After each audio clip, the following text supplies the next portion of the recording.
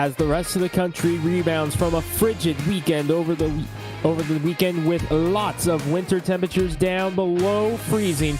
The Northwest Tour, presented by Joe's Racing Products, heads to a little bit of a warmer place and a step back in time as well. From the 2007 version of the Phoenix International Raceway in Avondale, Arizona, tonight, the Northwest Tour hits to the 1 mile tricky dogleg track for 200 laps of racing action tonight to see who finds their way into Gatorade Victory Lane. Good evening, ladies and gentlemen. I'm Greg Renz. Joining me in the booth tonight is Charles Wooten. He will also be in the production booth as we get set for 200 laps for the iRacing.com Northwest Tour presented by Joe's Racing Products. And Charles, a step back in time. This is not the current version of Phoenix, Arizona that we see the hosts of the Cup Championships now. This is the old school Phoenix. 2007 on the iRacing server is the name of this. This track last saw a race on this configuration all the way back in 2011.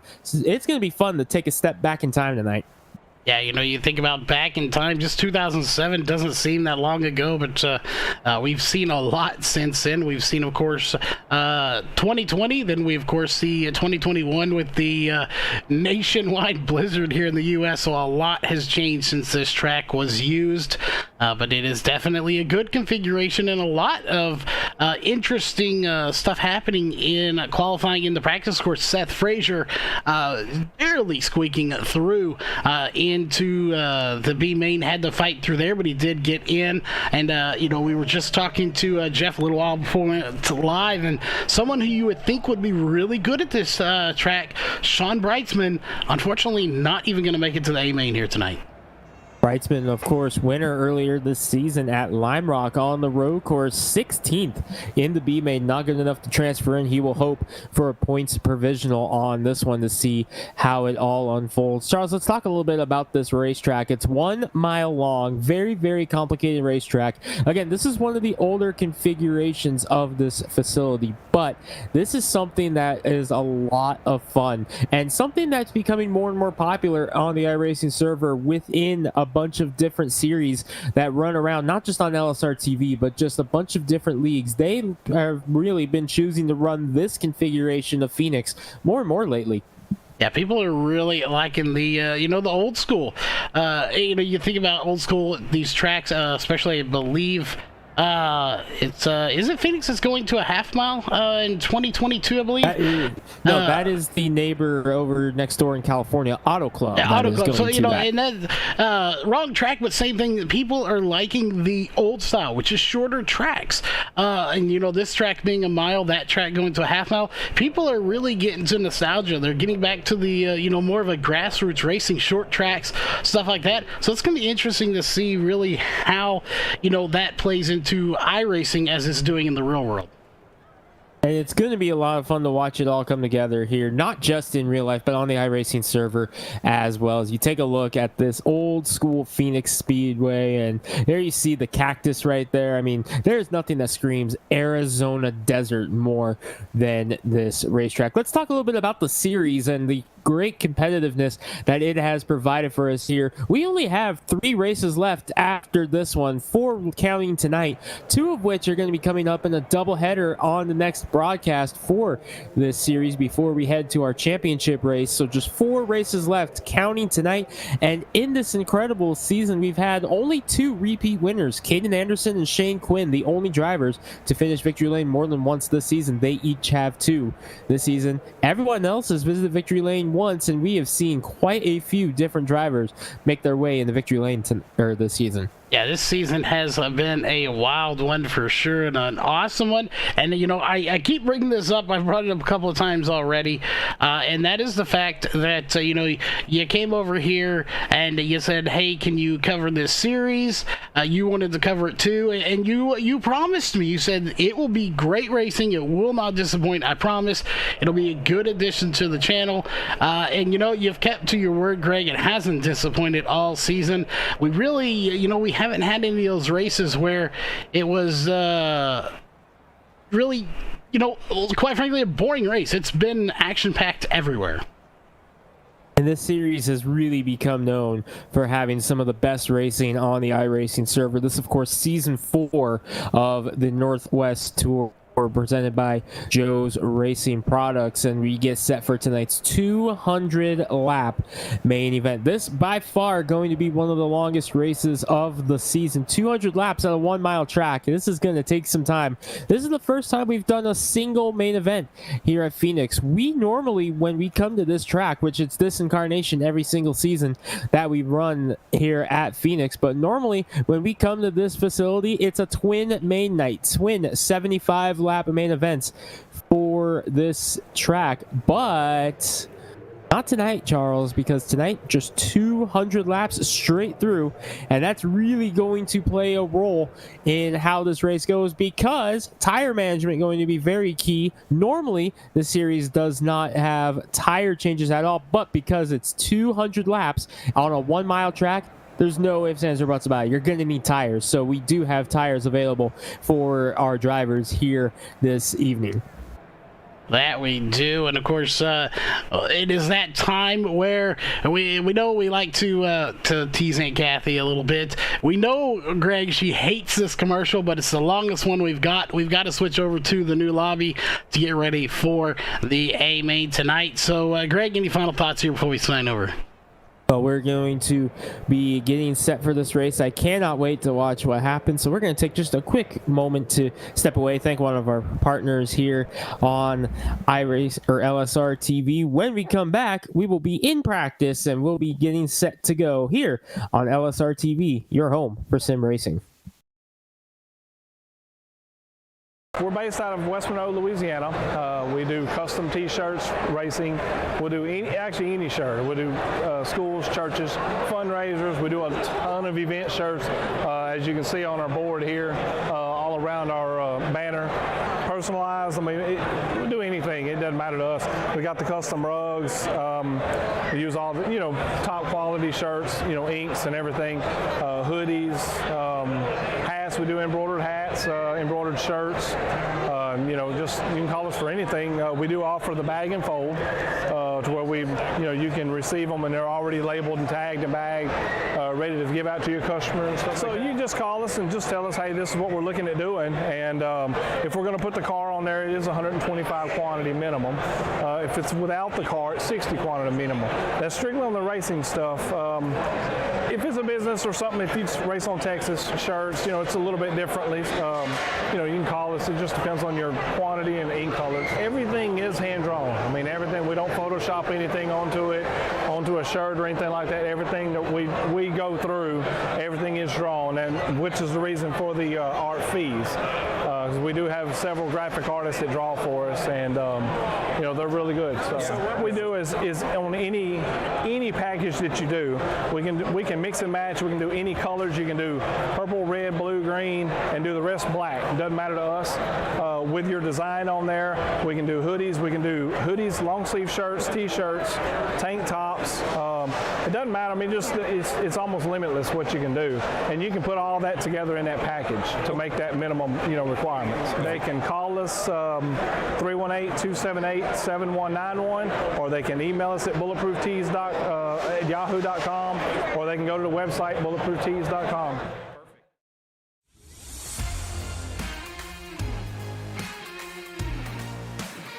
As you see one driver going for a little bit of a slip and slide, this is going to be a very, very interesting race tonight, Charles, at Phoenix International Raceway on the iRacing server, because it is hot, daddy hot in Phoenix, Arizona tonight here for the iRacing.com Joe's Racing Products Northwest Tour. Let's take a look at the saw blade weather conditions here and just look at that track temperature, Charles. Would you just look at it? 141 degree track temperature, ambient temperature in the 90s. That's cold for the desert, but as you can tell, that means that this racing surface is cranked up to fry and egg category, 141 degrees. These cars are going to be slipping and sliding around. This is officially now the world's hottest ice rink. Yeah, it definitely is the world's hottest ice rink, 141 degrees.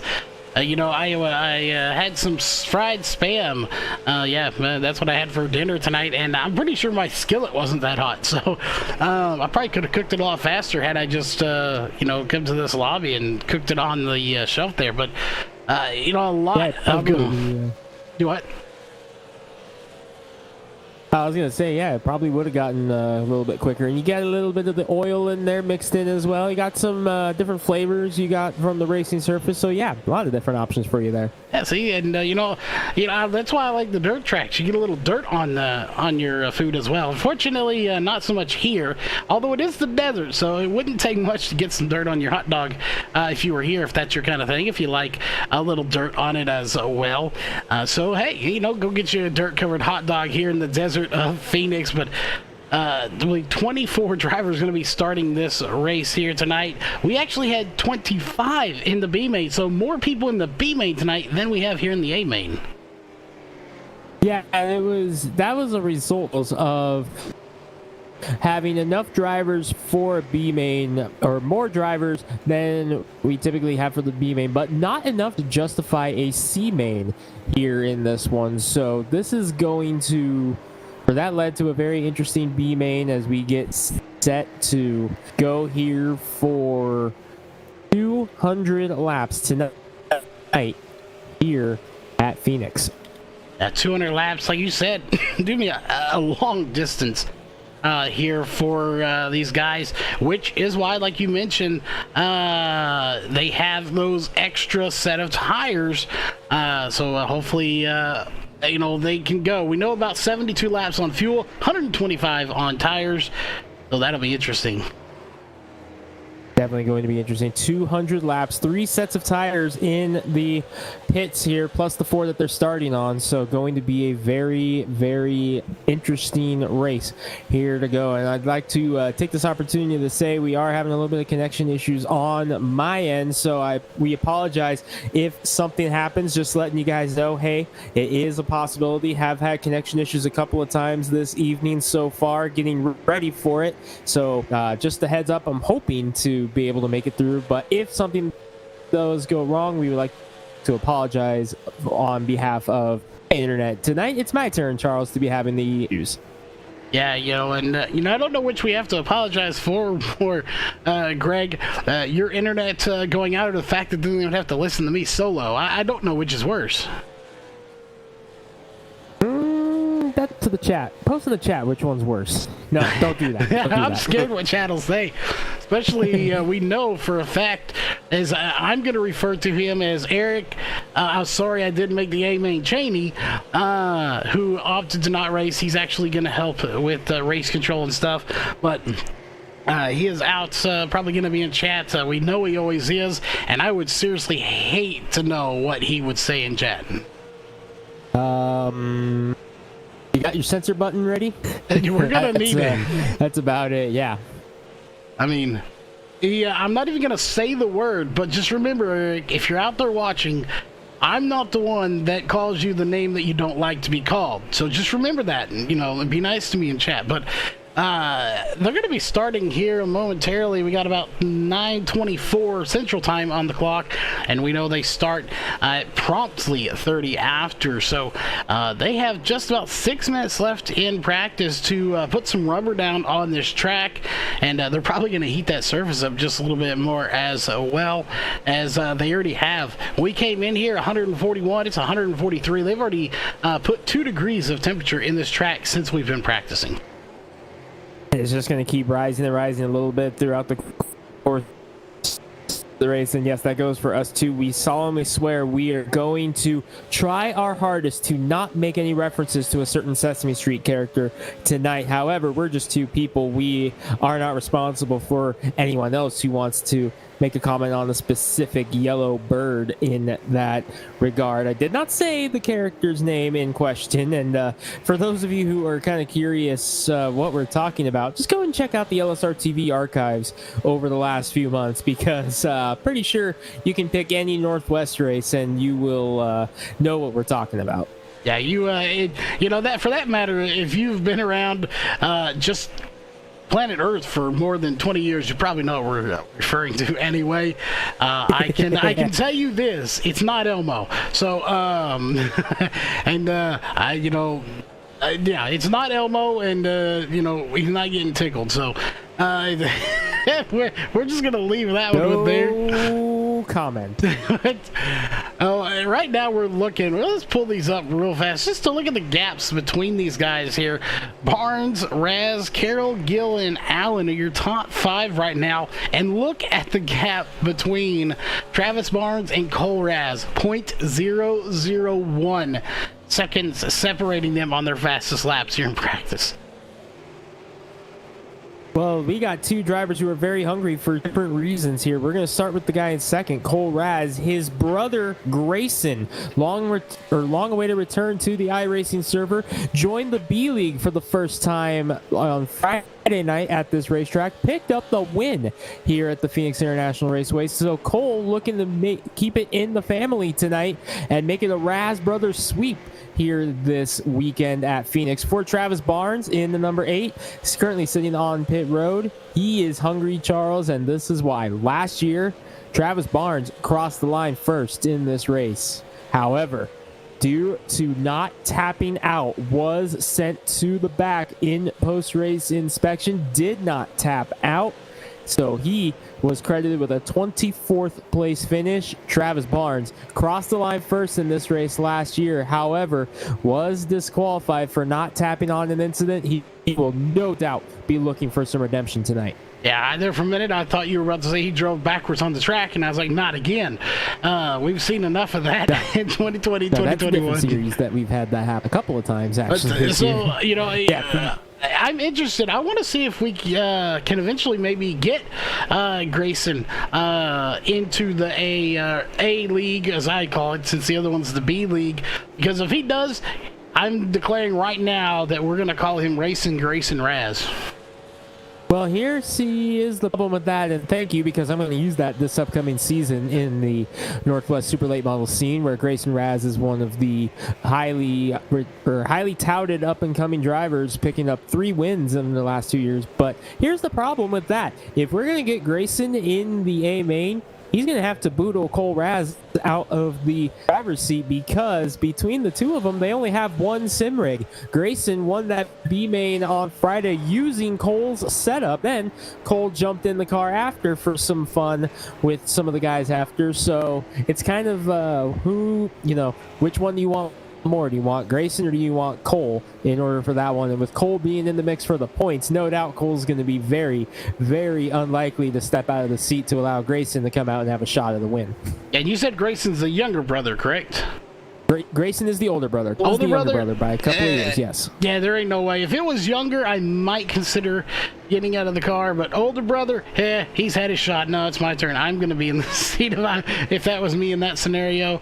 We'll see how gracious Cole Raz is, and if he does or does not do that. But right as we say that, no, he ain't going to.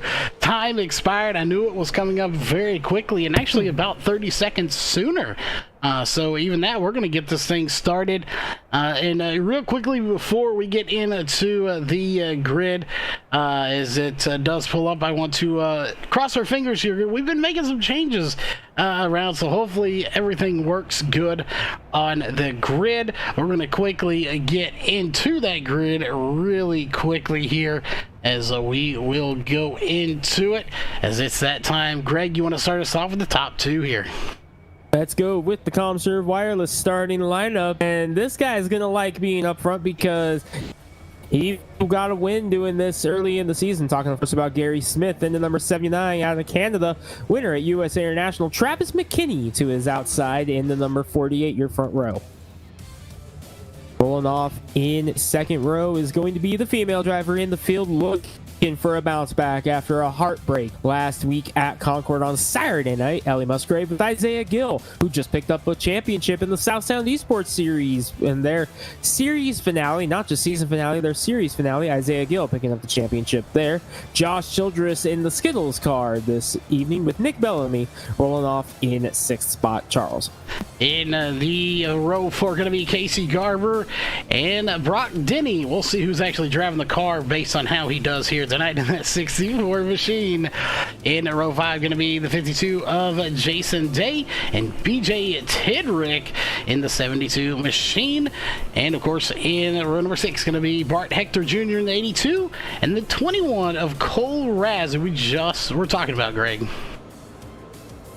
Northwest Truck Series champion Dan West Jr. making the A main tonight in the number 55, just his second A main of the season. He's got Travis Barnes to his outside. We're going to have to go quickly because I believe pace car lights are off. So it's going to be Chris Carroll, the defending points leader, with Levi Allen in 16th, Nicholas Beecher, Josh Washington 17th and 18th, Casey Tillman and Dan Lowder, Ryan Gormley winner this season. Top 3 from last week, Caden Anderson, Seth Frazier, and Shane Quinn coming to take the green flag. Here we go, Charles. We are underway at Phoenix. Let's kick a little asphalt. And unfortunately, as much as we want to, Greg, we don't have the static cams here tonight. And that is my apologies for that one. As unfortunately, we did have Outlaw Cams get us the cams we needed, but we did not have time to get them in due to a situation that was going on a little while before we went live. So I do apologize for that. But, you know, I want to throw it out here to you, Greg. Who's your pick? Who do you think has the car to win tonight? Well, you know, before qualifying, my eyes were on Seth Frazier as he picked up the win in the B-Main, but he is deep in the field. Looks like he's going with a similar strategy like we saw out of him at Milwaukee. So I am going to go with a guy looking for some redemption. The guy who took the checker flag first last year at this race, however, was disqualified, learned his lesson, and has really come on strong winning at Milwaukee this season. I'm going with the 8 of Travis Barnes. The 8 of Travis Barnes, your pick. He was fastest in the practice here in this lobby. Currently, at the moment, he is sitting in 13th place. You know, with these guys, this is a bigger track, more for the NASCAR style things. I'm going to go deep in this field. I'm going with that 55 of Dan West Jr. I think he's got a good shot here. Hopefully he'll prove me right and not make me look bad, Dan. But we'll see. But I'm going with him, even though he's mired deep in the field. He's in the wall. He's in the wall, Wesley, off of turn number 4. Able to keep it going, but Dan West Jr. catching the wall really hard there off of turn number 4. There's Barnes in the new look, number 8, battling with Bart Hector Jr. in the 82. Barnes, of course, in that kind of a Halloween vibe on board that 8 car, but you can see the damage on the right front there of Dan West Jr. as he comes down in front. I believe that was Levi Allen who was up near the front in the B main earlier this evening. Chris Carroll back there as well. Christmas Carroll, as you've come to call him here this season. Always a threat in this series, but kind of hanging back, kind of deep in the field for Carroll. 15th. Remember, we do invert the top 16 every race, so no doubt Carroll laying down a really good qualifying lap for this one. However, up front, they're all chasing Carroll's teammate, winner of USA, Gary Smith, looking to go back and do exactly what he did at the start of the season. As you see Josh Childress roll up there in the number 80 Skittles ride. Childress, the Candyman, falling victim to Brock Denny and Casey Garber. Hearing unconfirmed rumors that the pup, Tucker, is crew chiefing tonight for Brock Denny. So Tucker with various roles. We've seen him drive the car. We've seen him spot. We've seen him change tires. And hearing that Tucker is making the calls tonight for Brock. Oh, there you go. But FYI, you called me Wesley a second ago. Oops, my bad. I don't work for MAV TV. Hey, but they would have hired me. I'm just kidding. I like a race on Texas. I wouldn't leave. But what a battle going on there. Ellie Musgrave got a huge run on Travis McKinney there. Almost got to his back bumper, but she's able to let off. You know, I really want to see Ellie Musgrave. I don't know if she can get the win because that 79 looks good, but we're early in this race. But I really want to see her in the top 3. I want to get that chance to sit down and talk to her in the post-race show. She's been so close. Was literally in the top 3, top 2 the last race. Excuse me. And then no fault of her own internet connections dropped her from the race. A disappointing finish. You know, I think she's overdue for a good top 3, possibly a win. Here she is sitting in third right now, Charles. And Ellie picking up that historic victory in the B main earlier this season at Iowa. Hasn't broken through for that A main yet, but here she is in third right now, trying to track down Travis McKinney. McKinney has a win in the series. He picked up a win last year at Rockingham in number 48. They're all chasing Gary Smith, though, the number 79, who picked up the win in the season opener at USA, doing very much similar to what he's doing right now here, Charles, getting out front early. However, this is a 200-lap race on a 1-mile track. This is not going to be easy for Gary Smith, but Gary Smith has something else going for him here. I believe, looking through this field, I may be wrong, but I don't foresee anything here. I believe Gary Smith is the only driver in this field that has actually raced at Phoenix.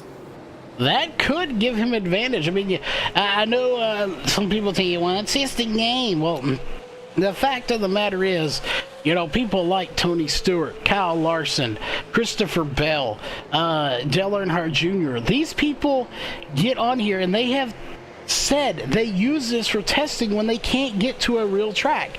Is it perfect? No.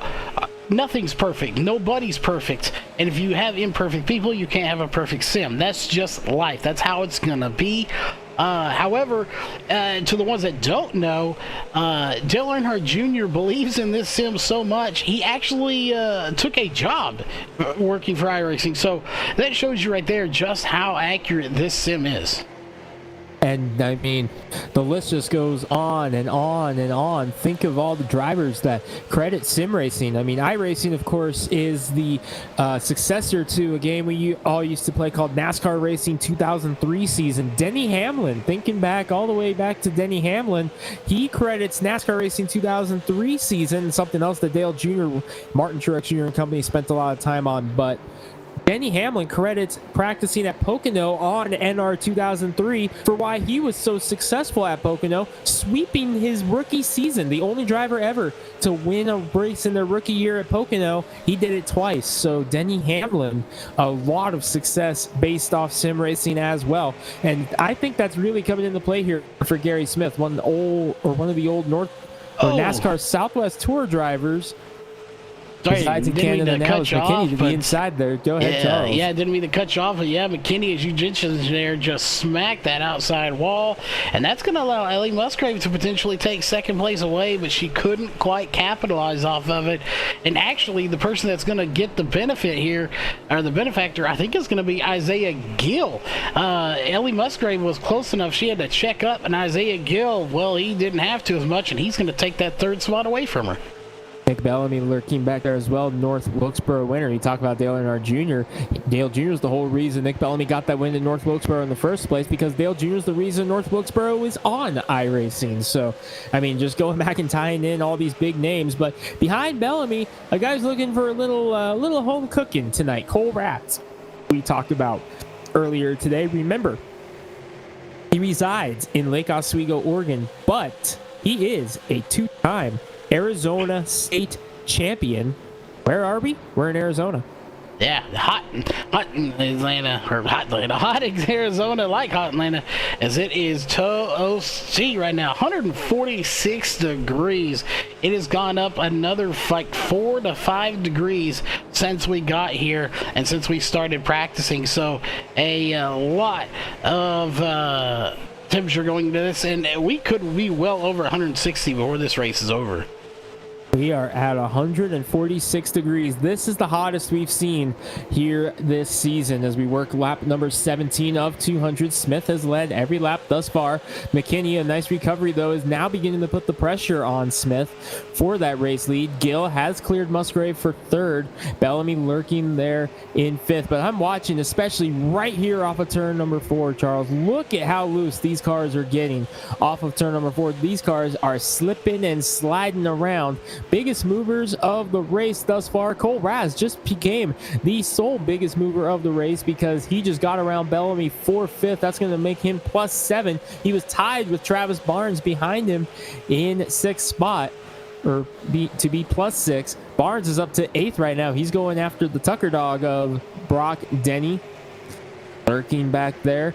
Casey Garber also there, the winner at Iowa. He knows a thing or two about these big tracks. He's lurking as here comes Barnes to the inside of Denny for 6th. Yeah, and I want to point out that big slide. Yeah, big slide from him, and that is not the colors I am used to seeing on that 8 of Travis Barnes. So I believe he had it last week, but still just a bright neon highlighter orange and lime green. That is just not the colors I'm used to seeing on Travis Barnes cars, but I do like it.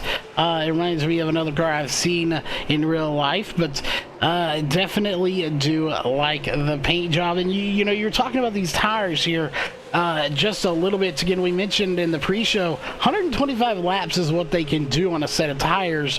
Doesn't mean you want to do 125 laps, but if these guys are already getting loose and slipping and sliding, you know, you can flat spot a tire here in iRacing, and you can wear tires out by sliding them. So the more they slip and slide, is that going to decrease how long these tires last? Is a little bit of shot there from the 8 to the 64, but you know, could we see that maybe only go 100 laps on tires or less if they're sliding around out there?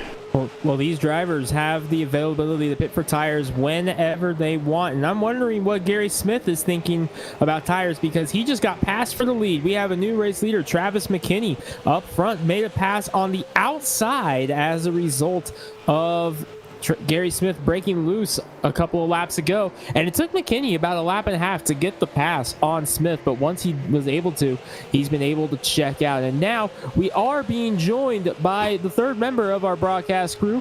Wesley Outland, our Joe's Racing Products pit reporter, has made it down to pit road. And Wesley, 200 laps here at Phoenix, a very, very long race here tonight. We've been clean and green thus far, but it is a very, very hot track temperature, 147 degrees. These guys have tires available to them, 3 sets of tires on pit road, 23 laps in, and these guys are slipping and sliding on a very hot racetrack. What are you expecting here?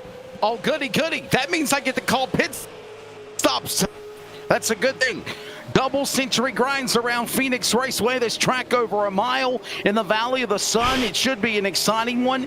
200 laps is going to be a slugfest, if you will. And don't take that the wrong scenario. I'm not talking about the bumping and the banging and the crashing. I'm talking about the endurance and the width that's going to be used up on all these race cars. Whoever can be able to hit their marks the best, have these good pit stops without any issues, is going to be the driver that we're going to talk to when that checkered flag falls. Sorry, I'm late for assignment I had to take care of, but I'm looking forward to covering the action virtually on pit road here at Phoenix Raceway for the Northwest iRacing Tour. As always, one of your Joe's Racing Products pit reporters. Hey, Greg. Thank you, Wesley. Yeah, well, I want to say this real quick. He, as soon as Wesley got here, he was, prompt. He gave me a little poke there, his ring team speak, and let me know. And I just have to say, Wesley, I told you time and time again, don't go to Taco Bell before a race. I've told you that's a bad idea. Hey, no, we're in Arizona, man. This is In-N-Out Burger territory. That's where he was. There you go, In-N-Out Burger. But these guys are going in and out and back and forth all over each other's back bumper, as now you have Cole Raz trying to make his move on Ellie Musgrave. And I don't mean out for a date. He's trying to make a move to get past her and send her one spot further back in this field. I'm going to pretend you didn't just say that as Raz goes to the inside of Ellie Musgrave. And Charles, we are watching them slip and slide. This goes back to what we talked about earlier. The world's hottest ice rink right here at Phoenix, Arizona. Track temperature 147 degrees. By far the hottest race we have seen all season long here. And now 148 now. Yeah, it's up another one. Yep. We need to take bets out there in the track. I know we can't have cheesecake anymore. Aunt Kathy said she's on a diet, and a no cheesecake diet. I don't know if I could do that.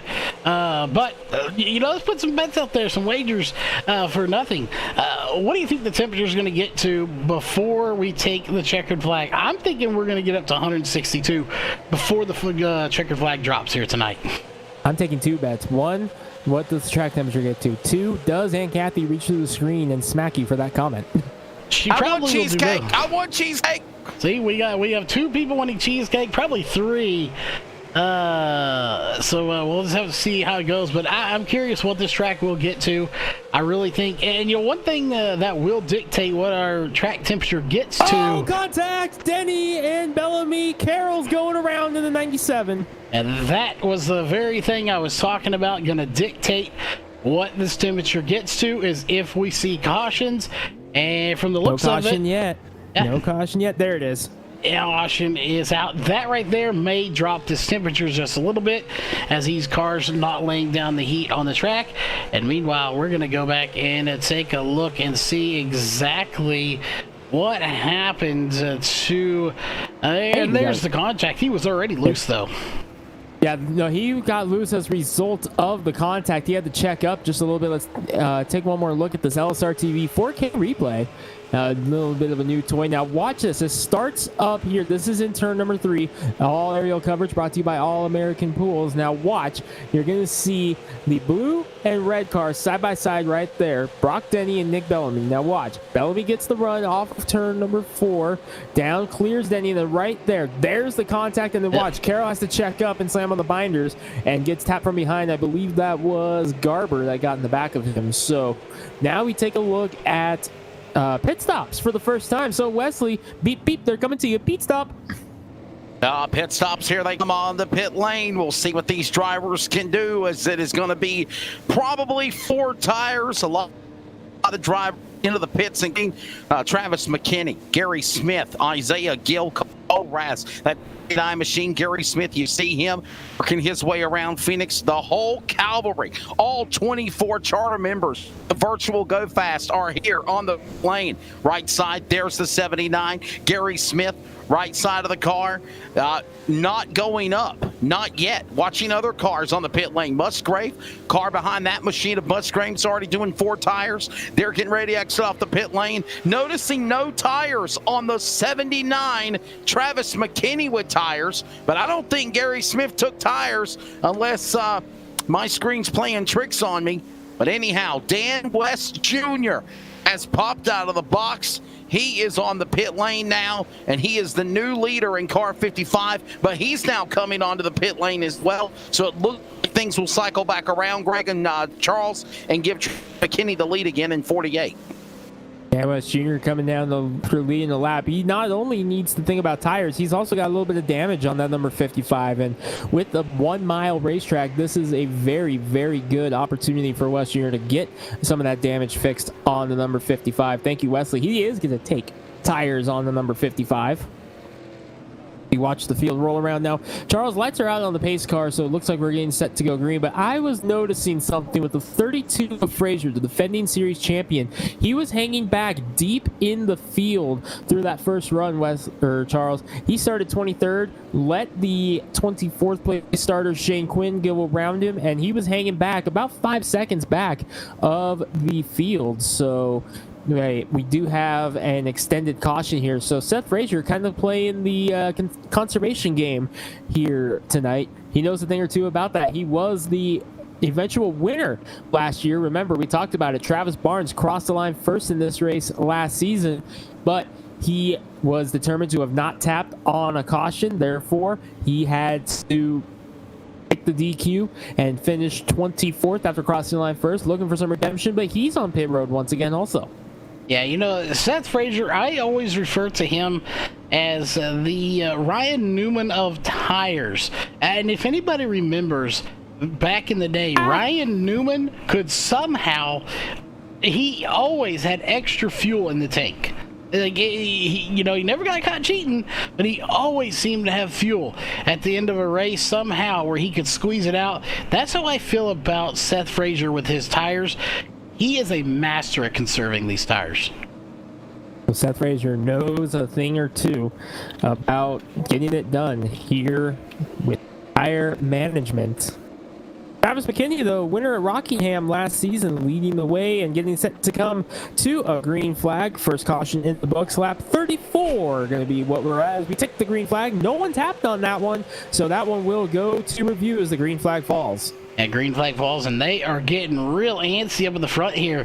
Cole Raz not holding anything back now. He is out on the track, and I do not believe he took tires on that one either. So a lot of these guys on the old tires, they've had a heat cycle on them. How much do you think these tires are worn now that they've had that heat cycle? They've gone out there, put about 30 or so laps on them, cooled them down, and now they're putting that heat back into them. Is it really going to affect the car at all? Yeah. Oh, yeah. It's going to. We're going to see these guys burning these tires off. But here's the thing. They only have 3 sets of tires on pit road. 200 laps is a long, long race. Here, you can make 3 sets of tires work. There was discussion about only having 2, but they decided to go ahead and allow these guys to have that extra set of tires just to see if someone decided to go for it late in the race. Take that 3rd set of tires, sacrifice that track position with, say, 30, 40 laps to go, and the exact quote was, try to be a hero and see what they can pull off. So I'm looking forward to seeing what we can go. By the way, biggest mover of the race is now the 37 of Caden Anderson, started 22nd, up to 8th now in the top 10. Yeah, came from the B main, and if I do remember correctly, looking at the results there, had to use a provisional to get out of the B main. Was just kind of putting around the back, did not do good, had a wreck in there, so he had to use that provisional to get into the A main. He's here, and he is moving through this field. You know, it goes to show you, though, just because you have to come through a B main, there are so many circumstances that can lead you to being in that B main. Does not mean you're slow drivers. The 80 and the 82 make a little contact there. A little bit of contact up in front of them as well. Isaiah Gill and Nick Bellamy come close together. For those keeping score of the track temperature, it got down 2 degrees to 146 degrees, already back up to 147.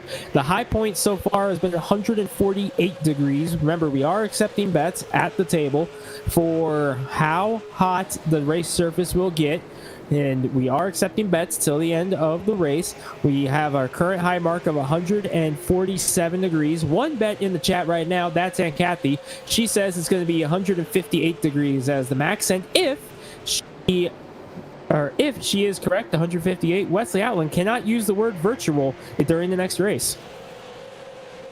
Well, yeah, I think that's a fair trade. Well, and why can't I say virtual? Why? Because you would lose the bet. I don't understand.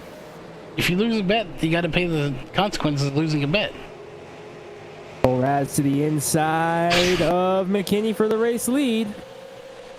Taking a peek. Cole Raz, remember, hometown cooking, kind of, sort of, as he is a 2-time Arizona State champion. Taking a peek to the inside of McKinney for the lead. Meanwhile, look behind these guys. They're 3 wide. Brock Denny just said, nah, I'm going to go 3 wide, take it to the bottom.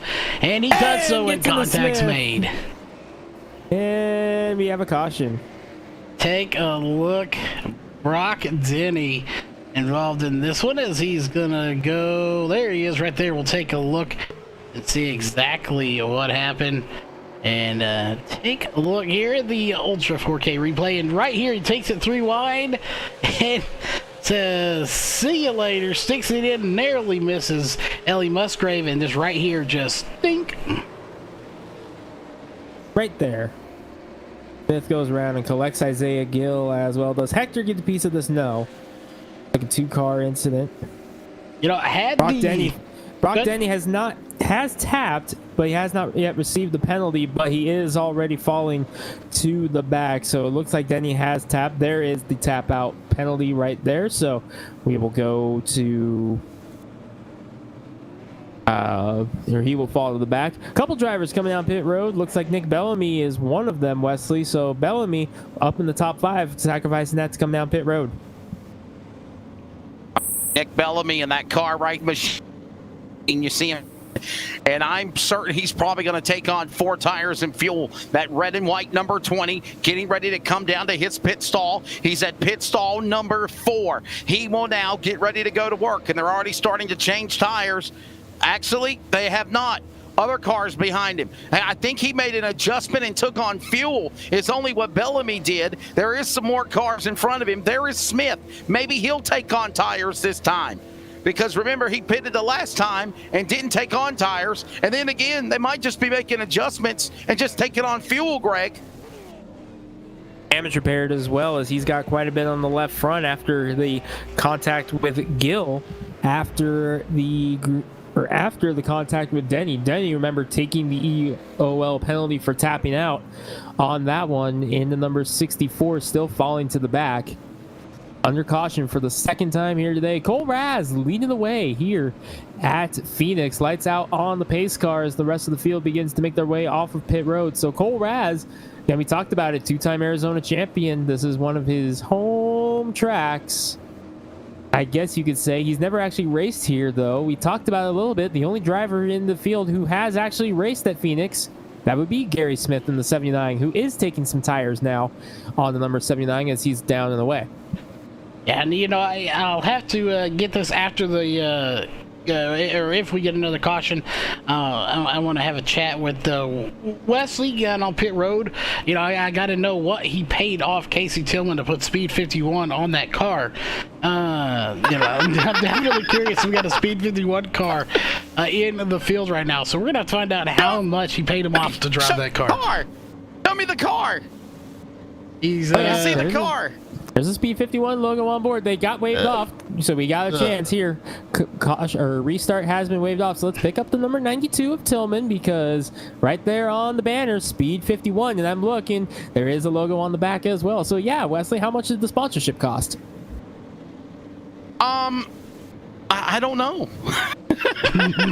Your guess is as good as mine, but I guess I could just say thank you. There you go.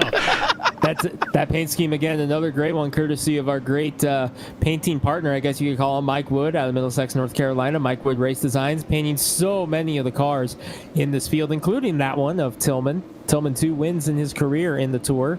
Done this year as he's run a very limited schedule. This is only like the 5th or 6th time we've seen Casey Tillman this season, so good to have him back in the field, but one of the many awesome paint schemes courtesy of Mike Wood in this field. And there you look at, there's Mike Wood Race Designs right there on the hood, rear side panels of the number 48. In the second place of Travis McKinney. We'll see which Mike Wood paint will end up in victory lane. Regardless of that, green flag is out and we are racing one more time. And we'll see track temp back down to 146 again. But will a Mike Wood paint end up in Vic Lane? Or there's a couple Caden Anderson paints in there as well. Anderson painting a couple cars in this field, including the current race leader, Cole Raz. That's an Anderson paint scheme on board the number 21 as he leads the way right now. So between the two of them, I think Mike Wood and Caden Anderson believe they account for probably 95% of the field in this race right now. Yes, if we ever have we have throwback paints, we have this and that. We need to have a night where we have painter versus painter night. And we'll have all the Anderson paints and all the Mike Wood paints. And you have to have the logo on the hood like an ARCA car, except it'll be a painter car instead of an ARCA car. So there you go. We're going to do it one day. But good battles going on here. And, I picked Dan West Jr. I said I think he's got a good shot. Look at him sitting in now 6th place as he gets by Josh Childress in that 80 machine. He's on the move right now, even with that damage to the front of the car. I was going to say, look at the right side of that 55 car. It is had better days than the number 55. This only his 2nd A-main start of the season. First one coming at Milwaukee, a race that was very similar to this one in terms of very, very hot racing surface. Coming up on a quarter of the way through this race. Working lap number 48 now. Raz leading the way. McKinney 2nd. Hector up to 3rd in the number 82. He's been quietly making his way up through the field. And his number 82 trying to get up there. Ellie Musgrave, top 5 run once again. We'll see if she can hang on, as does Anderson in the 37. Biggest mover of the race from 22nd to 5th. Checking in with Seth Frazier. Still playing the conservation game at the back. Just hanging back in 23rd right now, not really putting any pressure on Garber in front of him. Frazier just kind of hanging out, letting the race come to him. Yeah, and I saw Travis Barnes get a little bit sideways there. He's fighting this car right now quite a bit, and there for a minute there was a 3-way battle between Barnes, Carroll, and BJ. And apparently my mic's went off there, but a good battle going on between Barnes, Carroll, and BJ Tidrick, or was there for a while, 3 wide. But you've got to question right now. We are 50 laps in. How much longer will some of these guys stay on these set of tires when they know they have some, or do you save every bit of them for the end of the race? Oh no, you gotta take tires at some point. You've got 3 sets of tires on pit road. Why not use them? Who was it who said back in the NASCAR race last season, well, we got an extra set of tires and we don't have them here to look at them? I believe it was a Ryan Sieg team member said that late in the season last year. We don't have these tires on pit road to look at them. We have them to use them and try to win this race. So you're gonna have guys going out there and trying to set themselves up to be in prime position for that 3rd set of tires right at the end of the race, as we have a battle for second between Hector and McKinney. Hector trying to make the outside work, something you don't see too often at Phoenix anymore, but back here at this configuration, outside passes was a little bit more common. Yeah, and one thing I want to wonder if we're going to happen is when we start getting the new damage model and all these cars start dropping pieces of metal and debris off the car, are we going to see flat tires?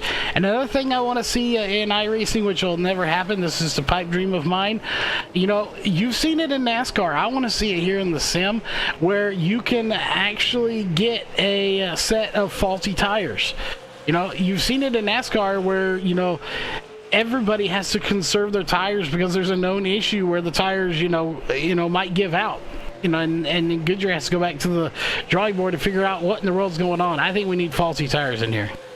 Oh, I'm sure you would have quite a few people knocking on your doorstep with a flaming pitchfork if that came out and they found out that you were the one that pushed for it. I think you would have quite a couple different conversations to have with that one, as Hector gets around McKinney for the 2nd spot, moving to 2nd, trying to track down Bull Raz in the 21. Yeah, he definitely is. And again, it's been a while since anyone has seen anything like that in the NASCAR scene. Goodyear does a good job with those tires. Obviously, they wouldn't be around for as long as they have. I still remember going to a Goodyear plant in Oklahoma. But I can't tell any more about that because technically I wasn't supposed to be there. But I may have snuck in on a truck. Well, the truck driver knew I was there. It was my dad. But we used to deliver tires to a Goodyear plant in Oklahoma. But nevertheless, there's some good racing going on here. And both of our picks right now are right there together. I want my guy to win, but how cool would it be to get our picks 1-2 here tonight? It'd be interesting. Of course, we're talking about the drivers in 6th and 7th. Travis Barnes was my pick. Dan West Jr. was your pick. And Wesley, you're here now. You weren't here when we made our picks. So based off what you've seen so far here, we're a little bit past the quarter of the way through. Based off what we've seen so far, who's your pick to win this race? Travis Barnes and Dan West Jr. are off the table. And you can't pick anyone in the top 10 either. That's cheating. You can't pick them. Our driver started at the back. You can't pick them in the top 10. You have to be somewhere else. No. Let him make his pick. That's not fair. All right, Wesley, who you got? That's not fair.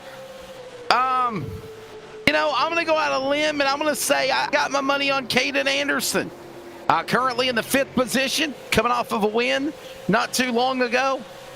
Keep an eye on him in that 37 car. I think he's the guy that could win here. It's still a long race. We still have a long way to go. There's still, the 3/4 of this race remaining. So I'm going to pick Caden Anderson in the 37 car. Anderson, remember, had to take a provisional for this race, though, after not having a good qualifying effort and then struggling in the B main. But he started in the back. He started 22nd. Started 22nd, took the provisional, but he has climbed through the field very nicely here, up 17 positions from the start of this race. By far the biggest mover in this race, trying to put the pressure on Musgrave for fourth, but Travis Barnes is there. But Charles, is that allowed?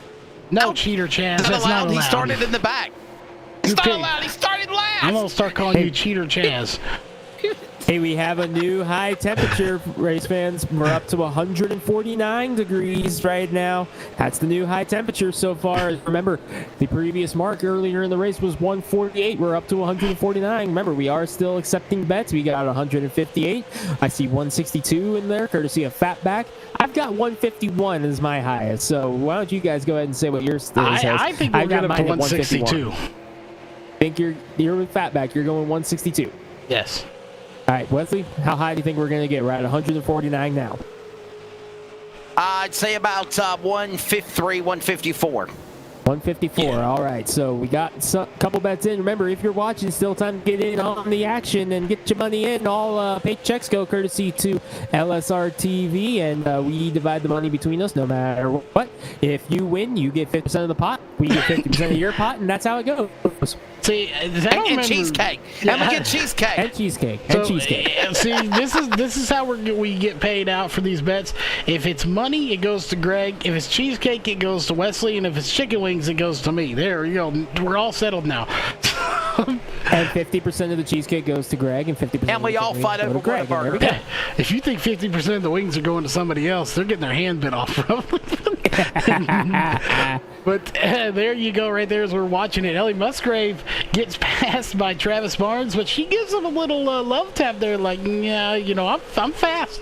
Don't go nowhere because I'm coming back. And she gives him two little shots in the back of the bumper and lets him know she is still there. But she may still be there, but so is that 37 of Anderson. Anderson is just so fast, just week in and week out. And Chris Carroll back there as well in the 97. He's he's putting on a good show for the fans here tonight. Boy, it's a good thing we're not doing the Boyer thing where he's got to give away $10,000 of his money every single week, because I think between the three of us, we all would be like, no, we're not getting it. Here we go. Travis Barnes looking to the outside now of McKinney for third. By the way, Barnes is up 10 positions now, started 14th, and is trying to make his way onto the podium now. He crossed the line first in this race last year. However, received a post-race penalty, relegated him to 20th finishing position, looking for a redemption from what would have been his fourth win of the season last year. Yeah, and that's just unfortunate.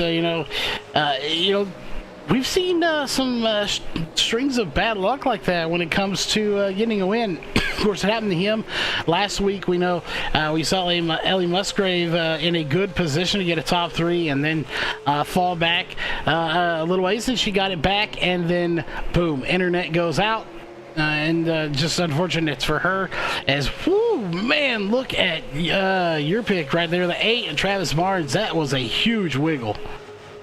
We're actually going down on track temperature now. We're back down to 147. It peaked at 149. So keep that in mind, guys, because we got up to 149, and now it's starting to go down a little bit, as even though the ambient temperature has gone up another degree, we're up to 91 degrees of air temperature. Track temperature down to 147 degrees. I mean, they're still slipping and sliding around like it's a hockey game out here, but that track temperature is going to go down, and that's gradually going to bring, if you can call it, a little bit more grip into the racetrack, as Caden Anderson having to fight for some grip there as he got a run to the inside of Musgrave, but had to chase the car up the track. Look who is back up into the top 10 behind him. The points leader, Chris Carroll, caught up in that first caution, and he has climbed his way back. He took 6th away from Anderson. Yeah, he is right there. And, I honestly thought, and Wesley watches it, I'm sure he could attest to this, there was a Chris Carroll that was at the Chili Bowl that did pretty good. I did confirm that is not the same Chris Carroll when I asked him, but right now he's doing pretty good, and, you almost couldn't tell the difference between the two. As he did good there, and this Chris Carroll doing good here in this race, as, that is a stacked 4-car battle right there right now between the 48, the 23, the 97, and the 37. Yeah, it has been a fantastic battle going on, and we got Skittles and Washington going at it right now behind them, as Childress going to give the spot up to Washington as the battle of the Joshes there going on, but Washington has been very impressive here. His second year on the tour, he's been very, very strong. Couple of podiums, still looking for that first win. Does have a B-League win, but here he is up in the top 10 once again. Yeah, no, I want to almost go through this field one day. Let's take a little higher view here from the drone cam and see. And I'm looking, there's a lot of red paint jobs throughout this field here this season. As you almost can't help but get a red car in the frame when you're out there. It's a blue car almost got contact with a white car. Chris Carroll and Ellie Musgrave getting close together right in front of one of those red cars you were talking about, Charles. Sorry about that. Continue. Go ahead. Yeah, we gotta watch there, and we'll see. Red being a popular color here. As there goes Chris Carroll. He says, I'll take that spot.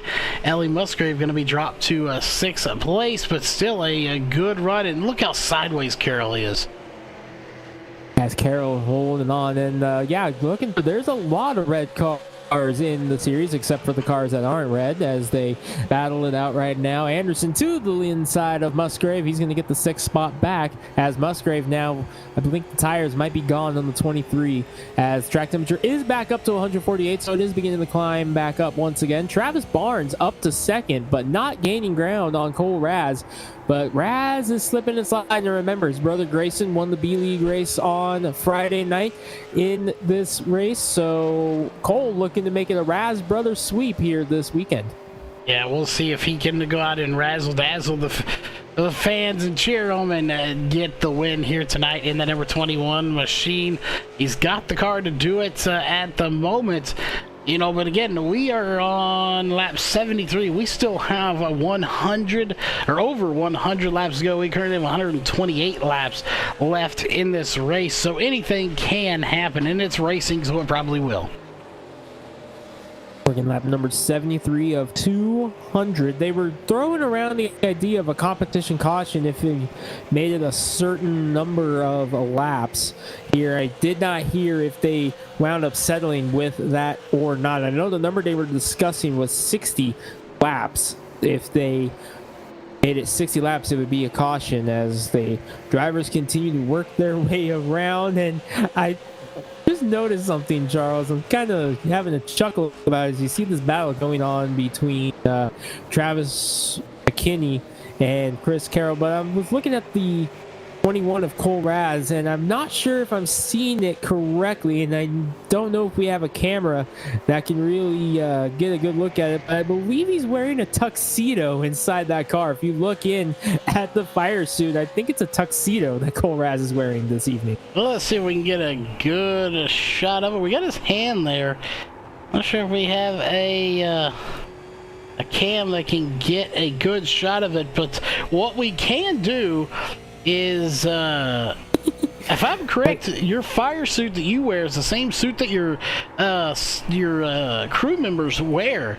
So what we can do is next time he comes down pit road, when we throw it to Wesley, we will make sure we look at his crew and see what they're wearing as well.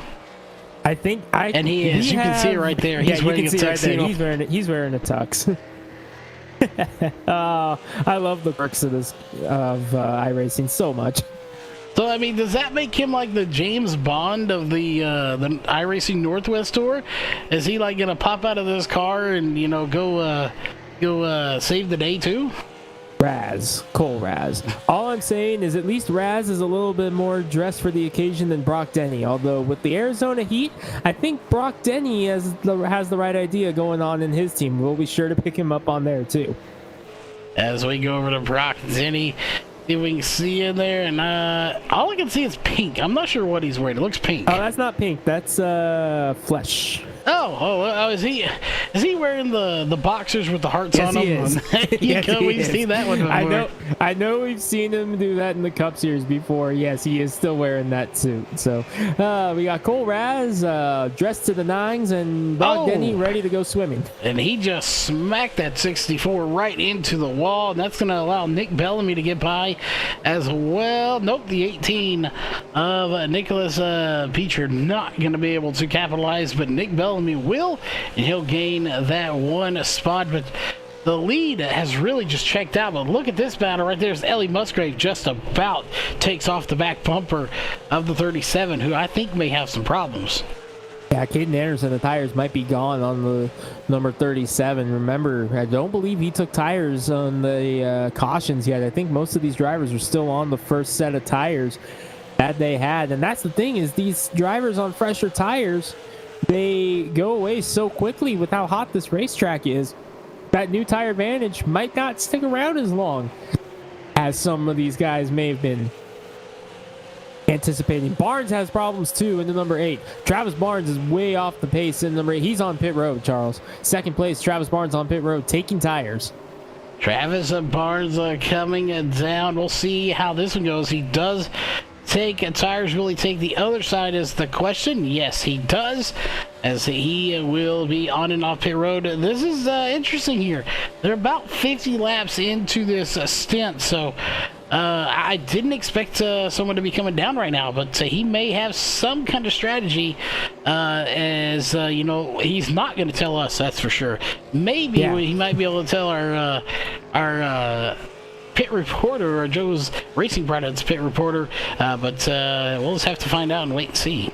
I can tell you exactly what the strategy is. Get me 4 Hoosier tires now. That is Travis Barnes' strategy. And these tires are probably shot to all heck. And Barnes makes this an interesting thing here now, Charles. Now we have someone and off sequence. Caution is out. He's going to be the lucky dog. I don't think that's what he was going for. I don't think he was either. And now to try to figure out who the caution was for. He's not even the lucky dog. Gary Smith got around him. Gary Smith is going to be the lucky dog. Oh my goodness. Travis Barnes just took a heartbreaker there. And you know, we're trying to sit here, trying to figure out who this caution was for. At the time, I don't see who this caution was for. We're looking at Gary Smith, but I do not believe it was for him, but he may pass the person that it was. And even there, I don't see anybody off pace. Around, I'm not seeing anything either. We'll have to. Was this possibly a competition caution? No, this was an iRacing caution. This was not an admin caution. So we'll have to. Ellie Musgrave's at the rear of the field. Ellie Musgrave. Oh, and she has a lot of damage on the left side. I think we may have found. Right there. Bink. He'll take a look. We got to go to the blimp to see this one, and I believe maybe contact between her and the 37. Perhaps. She was getting really loose, though, so we'll have to wait and see. Taking a peek to the bottom of Carroll there. There's Anderson behind her. Remember, this was coming off of turn number 2. We're going off into turn number 1 now. Anderson backs it up a little bit. No, I think Ellie, maybe. Right there. Just a little bit of a bink. That is unfortunate. I don't know how that's going to be, but we got people down on pit road now, though. Yeah, definitely pick up Cole Raz, and we can get a good look at his tuxedo crew going on down here. There's Cole in the number 21. There's a pit box in the way. Wesley, there's a pit box in the way of Cole. There is a pit box in the way, and that's causing problems for Cole Raz. He's going to lose time on the pit. He will finally echo in the 21 car. Jason Day, Dan West Jr., Fraser, Denny, Lowther, Musgrave, Smith, Garber, Beecher, My Scorn Pylon, and AWOL mini car finally settling in, making pit stops on Gil Childress, Ryan, all in the top, coming down to the pits. More tires, fuel, it's repair. Still a long go. We're closing in on halfway. Guys, this seems like normally it's the finish of one of our regular race nights. Yeah, it's definitely going to be a long way. So we're going to take a moment to rest our voices really quick. 15 laps to halfway. You're watching the iRacing.com Northwest Tour on LSR TV, presented by Joe's Racing Products.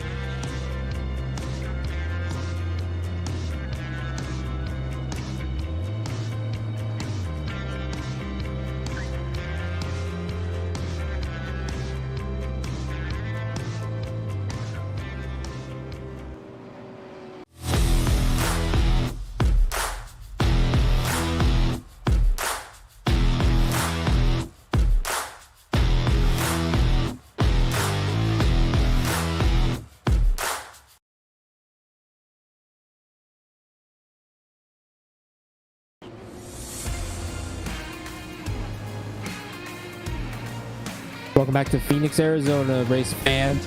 15 laps from halfway of this, one of the longest races of the year here in Arizona at Phoenix International Raceway. Lights are out on the pace car, and looks like we are single file here in this restart. So a little bit of a surprise to see him single file here as the pace car does pull down. So single file restarts here for the rest of this race, Charles. Green flag back in the air. Yeah, it's going to be very interesting to see a single file restart if that's the way it goes for the remainder of this race. And typically you see that when you have a lot of cautions, but we haven't really seen too terribly many cautions here tonight. And we go zoomed out here on this camera, Coloraz. With a slight lead. You go a little further back, you have McKinney, Carroll, and Hector Jr., and they are really already spread out. That single file did not help some of these guys that were looking to get to the front in a hurry. Hector trying to get back around Carroll for fourth right now. Washington lurking in fifth. We talked about Washington a moment ago. He has really been strong this season as well. Hector now losing a little bit of ground to Carroll. Anderson trying to fight back up. No one tapped on that caution here, Charles. So right now we have two cautions that are going to review on this one because it's been interesting so far. We didn't have a tap on the first caution. We did not have a tap on that one either. And we did not have a taps. That's definitely going to be sending it to the board, and it's going to be making their day very busy, or I should say night, as I believe they take care of business right after the race, which does make for a little bit longer night for some of these guys.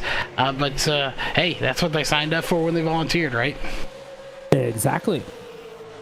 Hector to the inside now of McKinney. McKinney caught the wall, and Hector had to chase the car down to the infield, but he fights back. Hector, now the big slide into the 82. He's slipping and sliding. That's going to allow Washington to get a run, but Washington may have caught the wall off of turn 2. Yeah, these guys are just beating and banging right now, and that's what we expected. Coming into this track, you know, they're gonna have to make a little bit of moves to get to the front, and unfortunately one of those, Ellie Musgrave, that was up there has fallen to the back. So you know, here's my question for you, Greg. If you are wanting to win this race, do you want to be at the front right now? And the reason I ask that, because Ellie Musgrave was up there.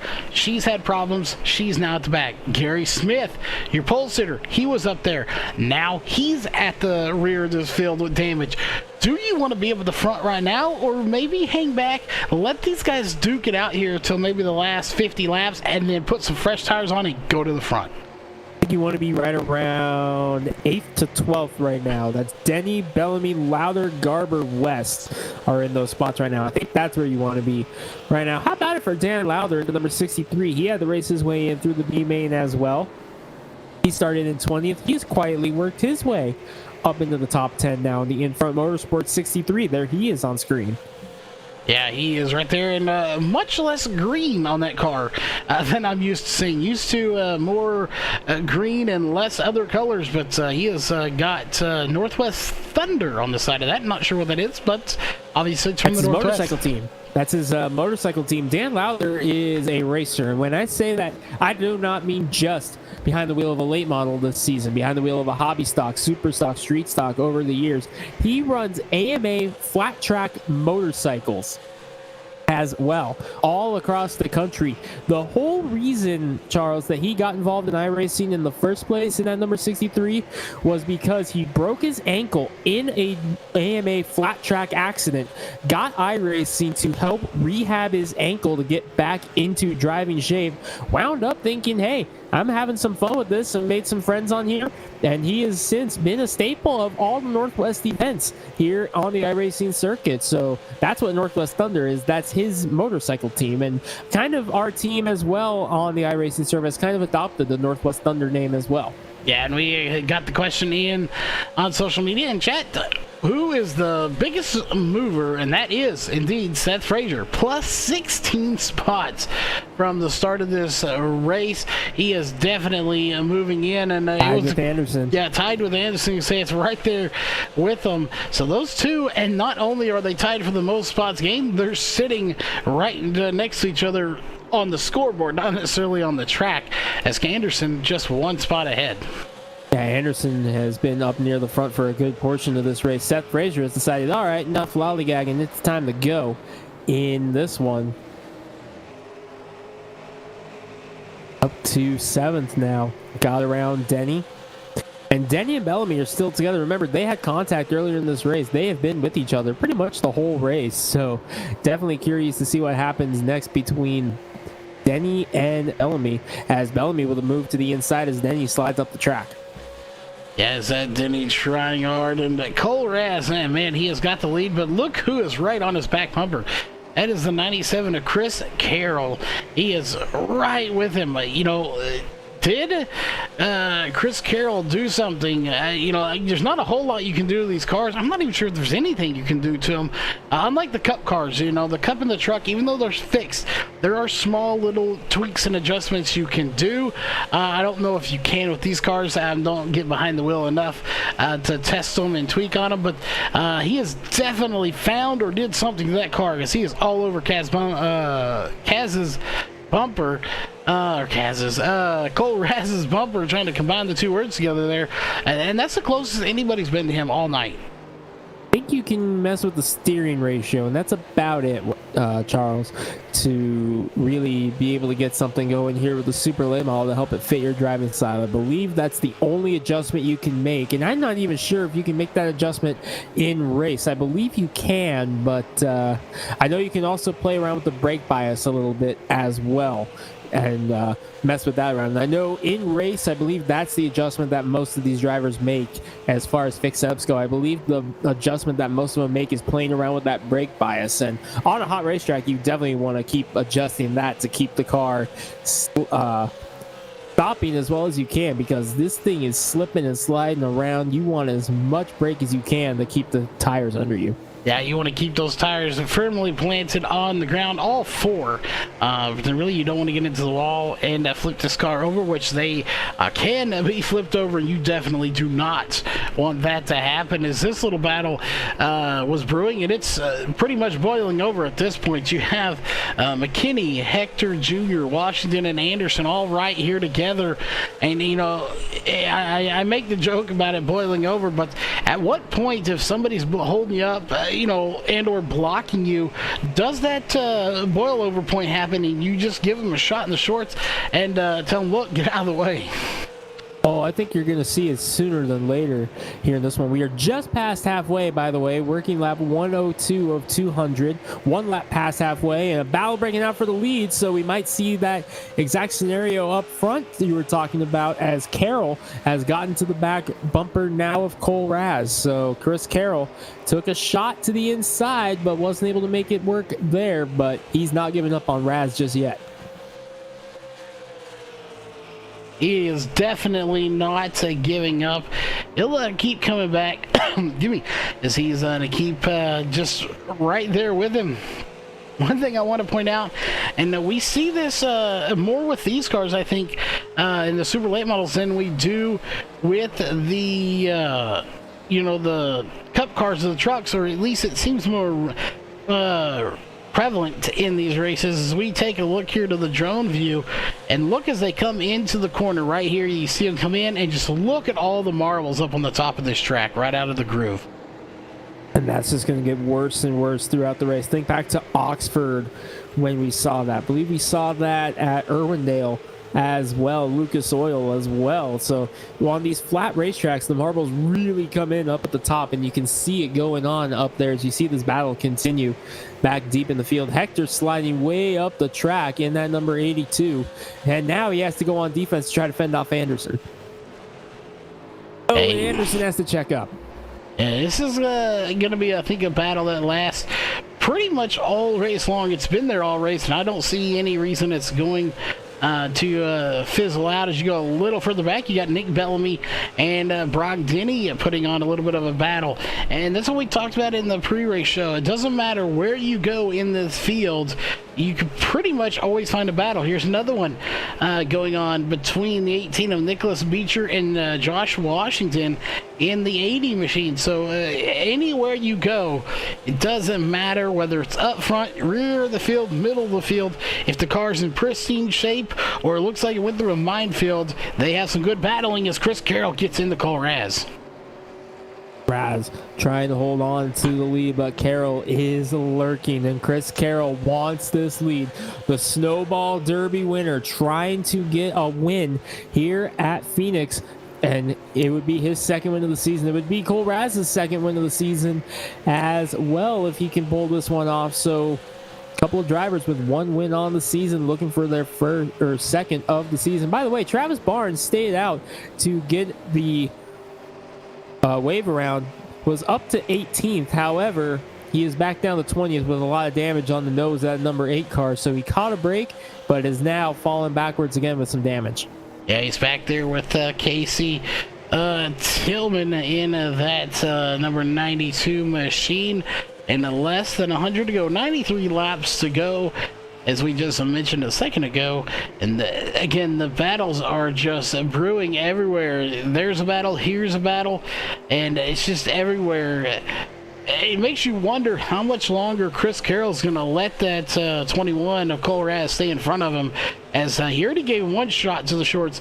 And Greg, you know racing as well as I do. Wesley knows it as well. Yeah, first shot, that's your warning shot. After that, all bets are off.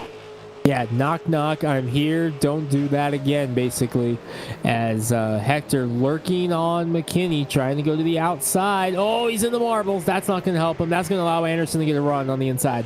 Yeah, and that's what Anderson needed to get a run. And he makes contact. And I don't think that's going to bring out a caution. He saves it. Not. What that is going to do is that is going to ruffle some feathers there. You know, whether it was intentional or not, it's definitely not going to sit well with either driver. Whether, if it was Anderson, if they know they're at fault, maybe they'll apologize for it, but it's still not going to set well with either one of them. And that really is exposing an issue I'm seeing on the number 82 of Hector. He is having a very hard time keeping it down in the corners. I'm watching him now. He's still battling with Seth Frazier. Looks a little bit better this time through, but boy, off of turn number 4, back-to-back turns and back-to-back laps, he was having a very hard time keeping it down on the bottom. Let's see what it does this time. The contact with Anderson, I'm wondering if that may have affected the handle of the 82 a little bit. It is not as bad that time, but he is still struggling in turn 4. Yeah, he is struggling for sure. It's unfortunate too. We'll just have to kind of wait and see how it all plays out in the end. That's really going to benefit Caden Anderson now, I think. Travis McKinney able to pull away, but that battle for the lead is still underway, as it's probably as close as it's going to be. Just to get a feel of just how close he is, go to the rear deck lid, the rear gearbox per se of Cole Raz, and we'll see just how close he really is, and look how close he is to him. Yeah, here you see right here the back bumper of Raz looking at the 97 of Chris Carroll. Boy, you can't get much closer to that than staring right at the bow tie right there. Bump on the back bumper of Raz, as Carroll trying to fend off right now, getting another big run. He may have him off of turn number 4 this time. Drag race down the front stretch into turn number 1, and he's there side by side. Raz still with the advantage, gets the muscle going on the outside and clears him for now, and clears him through the dog leg. Wow. Yeah, this is not what you want to see if you're Chris Carroll, because every attempt he makes like that to get by, and he has to force that car to to the bottom and don't let it slide up like it wants to do. He's wearing these tires down more and more, and that is definitely not good when your tires are already worn out as it is. As we're sitting with 86 laps to go, a set of tires would make it 86 laps if the caution was to come out now for some reason, or they threw a caution, whatever it may be. If a caution comes out, they could make it on tires. Fuel, on the other hand, they will have to stop for fuel, as they can only get about 72 laps on a tank. Yeah, we're going to see at least one more pit stop here. The question is, as Chris Carroll's got them run on the inside, this may be it. Coming down just like what we saw a couple of laps ago. But Raz going to fight on the outside, but Chris Carroll is there. Raz shuts the door. Wow, I thought for sure Chris had him there. Yeah, I really did as well. He's going to keep battling over and over again. We'll see just how and when he can get by him. Meanwhile, this battle that had fizzled out for the most part is kind of picking back up between the 48 and the 37 of McKinney and Anderson. And it's just a waiting game at this point to see if that battle really heats back up. As Josh Washington, you mentioned him earlier, having a good run. He's sitting right now in 5th place. Just kind of lurking back there with Anderson and McKinney battling in front of him, waiting to capitalize to see if something happens to be able to get around one, if not both of them. And that's what has made Washington so strong this season, that patience and being able to just wait it out and wait for his moment to strike in that 0-6. And that is what has gotten him so many good runs here this season in the number 0-6. Sorry about that. As Anderson taking another look on McKinney, as you saw Carroll there again to the inside of Cole Raz, and nope, he's going to have a big slide off of turn number 4. Raz is once again going to hold him off. This is outstanding racing from Raz and Carroll.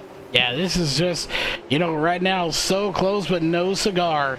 He is just trying and trying again. It just isn't able to make it. However, we are 10 laps 10 laps away from being able to make it on fuel. Not a very safe thing there, but we're coming up. We'll be 9 laps away for where they know they can make it on fuel. The question is, do you come down and take fuel, or do you wait till maybe 60 to go to where you have about a 15 or 12, about a 10 to 12 or window there to where you could go to green, white, checkered territory if we get there? That's a question for our Joe's Racing Products reporter, Wesley Outland. What do you think? Well, the thing is this, and you guys were just about it a few moments ago, I have to pit to take fuel. But the question is, when they do pit and have fuel, do you make a quick stop, like a stop and go? Just fuel up and run? Or do you go ahead, go down to the pit lane, take on tires and fuel, and hopefully pray for a caution flag if you don't, and just do fuel only? I think the scenarios are definitely going to play as we close in on these final 70-something laps here at Phoenix Raceway, as we got a car already on the pit lane, but a lot of damage on the number 14 machine of Gill. And I don't know if taking advantage of trying to come down early, but I gotta say, suffice to say, all that damage on that, I don't think he really has a shot. Yeah, Isaiah Gill just trying to make it to the end here, Wesley. And here's another point to bring up here. You mentioned the fuel and pitting for tires. These cars take a long time to fill up. This is not like Cup cars where it's just splash and go. No, these cars take a minute to fuel up here. So that's something else these guys got to factor in, is how much fuel do they take? Do they want to wait as long as they have to take that full tank of gas, or do they just want to try and get just enough in the tank to make it to the end? Yeah, these cars, they take a astronomical amount of time to fill up. And everyone's been there probably. If you at the gas station filling up and you fill it and you get that one pump out of the lot where it's just like, could this thing be any slower? You're like, I could go in and, get a package of Twinkies and some chips and all the good snacks you need, and still this thing would be pumping. That is how these things are. They are utterly slow to fill up. So yes, I'm with you, Greg. I think I'm going to get just enough to make it to the end. There's a gas station in Ephrata, Washington. It's called Hawk Fuel. It's actually about half a mile away from Bart's house. And whenever I'm over at Bart's house, that's the gas station I stop at on the way back to Spokane. It's about a 2-hour drive on a bad day, 1 hour 45 on a standard trip. But yeah, that gas station, slowest pumps ever. So that's basically what you're thinking of right there. If you're in the Ephrata, Washington, you know what I'm talking about. Hawk Fuel up in North Ephrata. That's what filling up these super late models is like. We'll have to make a road trip up there to find out exactly just how slow they are. But we haven't checked on the temperature in a while. It's sitting right around 148 degrees, so not really going up or down since it kind of leveled off there around 148. Yeah, it's gotten as high as 149 today. See how it goes, and we're getting closer and closer to that 60 lap buffer. We are inside the 75 lap buffer now, so things are getting a little bit nitty gritty on fuel wise here. Anderson to the inside of McKinney. These two have been side by side for about the last 5 laps now, so this has been a pretty good battle for third going on between Anderson and McKinney. And Josh Washington, we talked about him a moment ago, just kind of hanging back there, lurking, waiting for his opportunity, and he has decided, you know what, I am going to come in and poke my nose in here and see what I can't figure out with these two. Yeah, we got reports from Keith Bradley saying take fuel and hope for the best, splash and go, as we have the 37 Caden Anderson going off track there just a little bit. Keith Bradley, dirt racer. I would expect to splash and go. Fill the tank up and go. They don't take fuel anyway, so you just fill it up and go. Anderson lost 2 spots in that exchange. He got passed by both Washington and Frazier. He's going to go outside of the top 5 now and fall back in line there with Hector in the 82. So Anderson losing 2 spots there. And how about it for defending series champion Seth Frazier and defending race winners Seth Frazier in that number 32. He's up there in 5th now after playing the conservation game for the first 60 laps of that one. And Aunt Kathy, she knows exactly the gas station I'm talking about. She confirms it with the 30 seconds per gallon gas station that we mentioned earlier in the Ephrata, Washington. So she knows exactly what I'm talking about. Well, that is the worst thing ever, to get a pump that just is slow. Although, like I said, you can get your Twinkies and chips and Doritos and, you know, your Powerades of every color and, you know. Gatorade. Yes, Gatorade has a good... Always a Gatorade for the trip back from Ephrata to Spokane. Always. I will go with that. I got used to Powerade because that's what we had.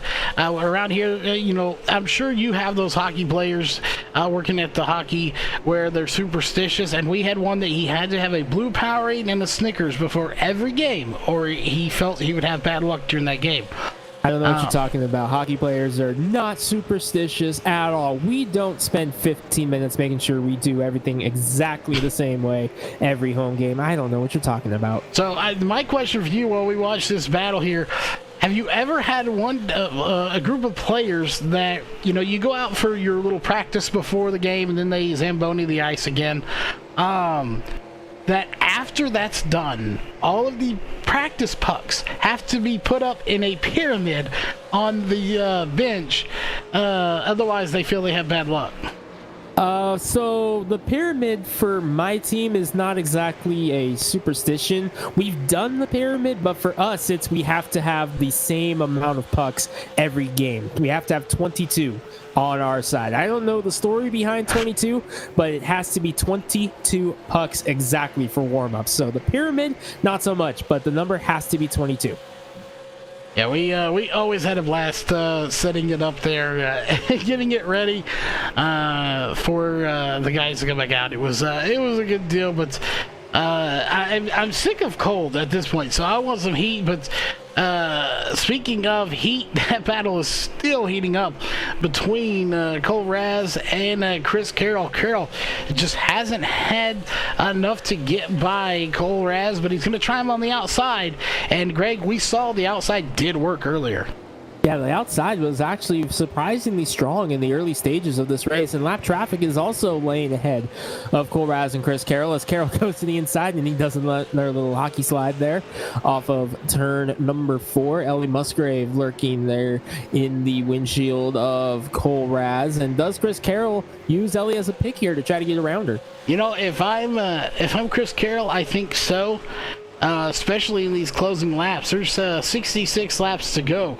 We are well within the fuel window for these guys to make it now. So yes, if I am the 97, I'm going to try to use Ellie Musgrave if I can, and they just timed that perfectly where he's not going to be able to, and Ellie's going to jump out of the way either way. So again, unfortunate for her, but the 97 probably was not looking for her to just slide out of the way like she did. Yeah, so Chris Carroll was hoping to try to use Ellie Musgrave just a little bit better there to try to set up Cole Raz. Now he's going to get another shot at it, though, as there's another car up in front of him. That is Casey Tillman in the number 92. Josh Childress lurking up there as well. So Carroll's going to have another shot here in a moment, but they're also getting pretty close to that 60-lap window to try to make a shot here at this race. Only one car on pit road out of the race right now, and that was your pick, Charles. Dan West Jr. is out of the race. Well, unfortunately, I blame Wesley for the cursor, the announcer's Jake. I blame Wesley for something, basically, yes. is what you're just saying. It's his fault. Why is it my fault? What did I do? You told us to I'm pick. just lonely on pit road.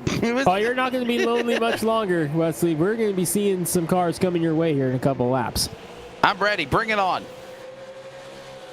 Just make sure you tell Brock Denny to put a shirt on or something. Yes, please do. Yes. And leave Please. Tucker alone. We've seen you down in his pit for like 5 seconds. Give him the milk bone and leave Tucker alone. I think Wesley's a cat person, though. Yeah. We know for sure his son is a cat person. That's why I was Hey, laughing. watch it. Watch it. We won't get into that one. 62 laps to go.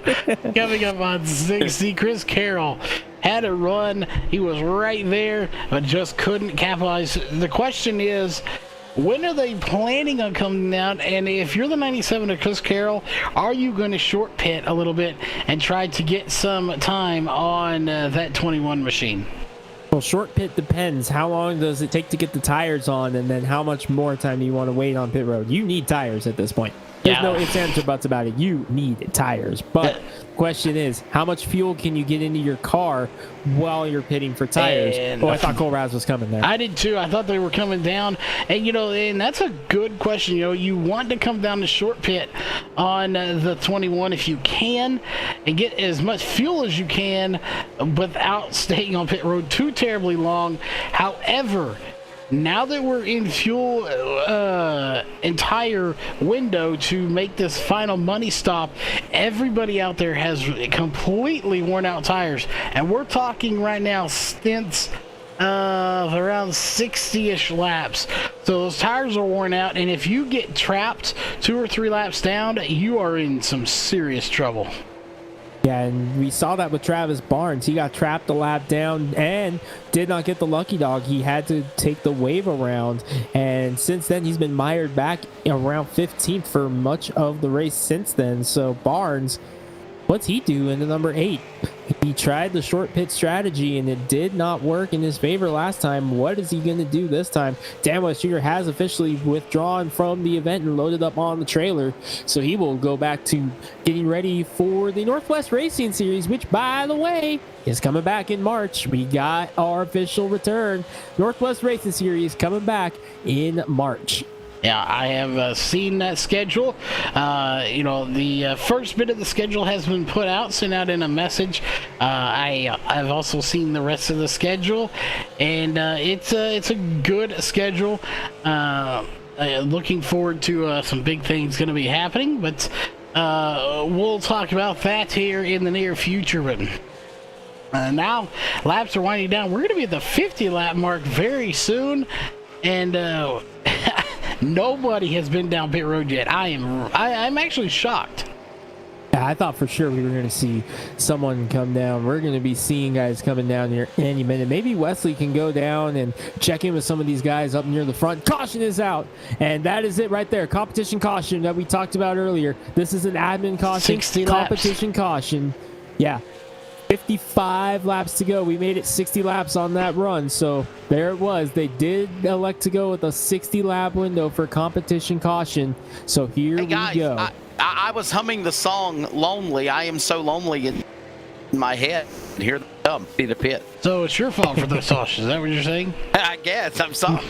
Well, Cheney heard him and was like, okay, no, we'll throw you a I caution. am so lonely.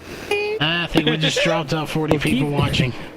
Keith Bradley just said you can pit, get tires, run to the bathroom, and they will just be getting the left sides on. Don't ask him how he knows that. How does he know that? I wasn't supposed to ask that, was I? Yeah, how do you know that, Keith? Do the Jeopardy song. Don't do it, Wesley. I don't think he knows the Jeopardy song. Hey, I was doing it. I said no.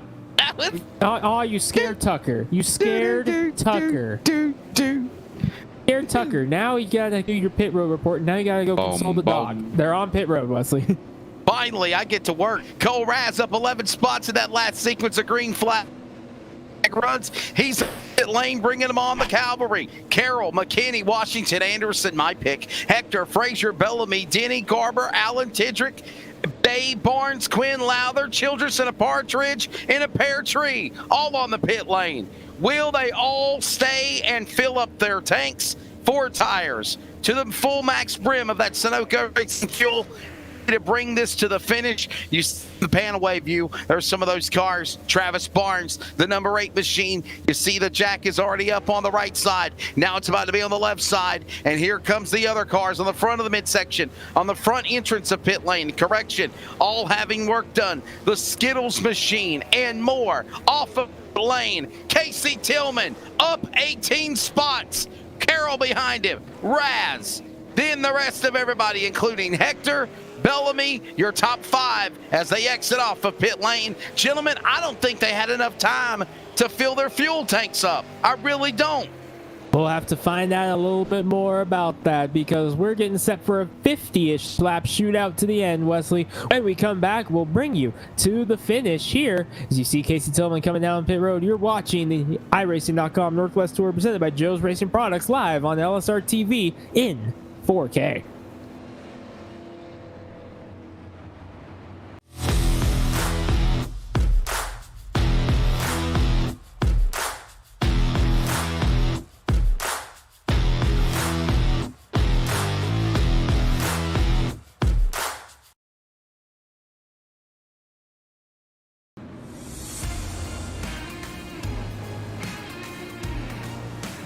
Take a look at the Sawblade.com weather right now. We've been keeping an eye on it all day long. It's up a degree from when we started, 91 degrees. Track temperature has been huddling right around 147 to 149 since around lap 35. So Wesley, we're going to ask you about this here. As we talked about a little bit earlier, have you been down there frying eggs on pit road, or what have you been doing in the heat?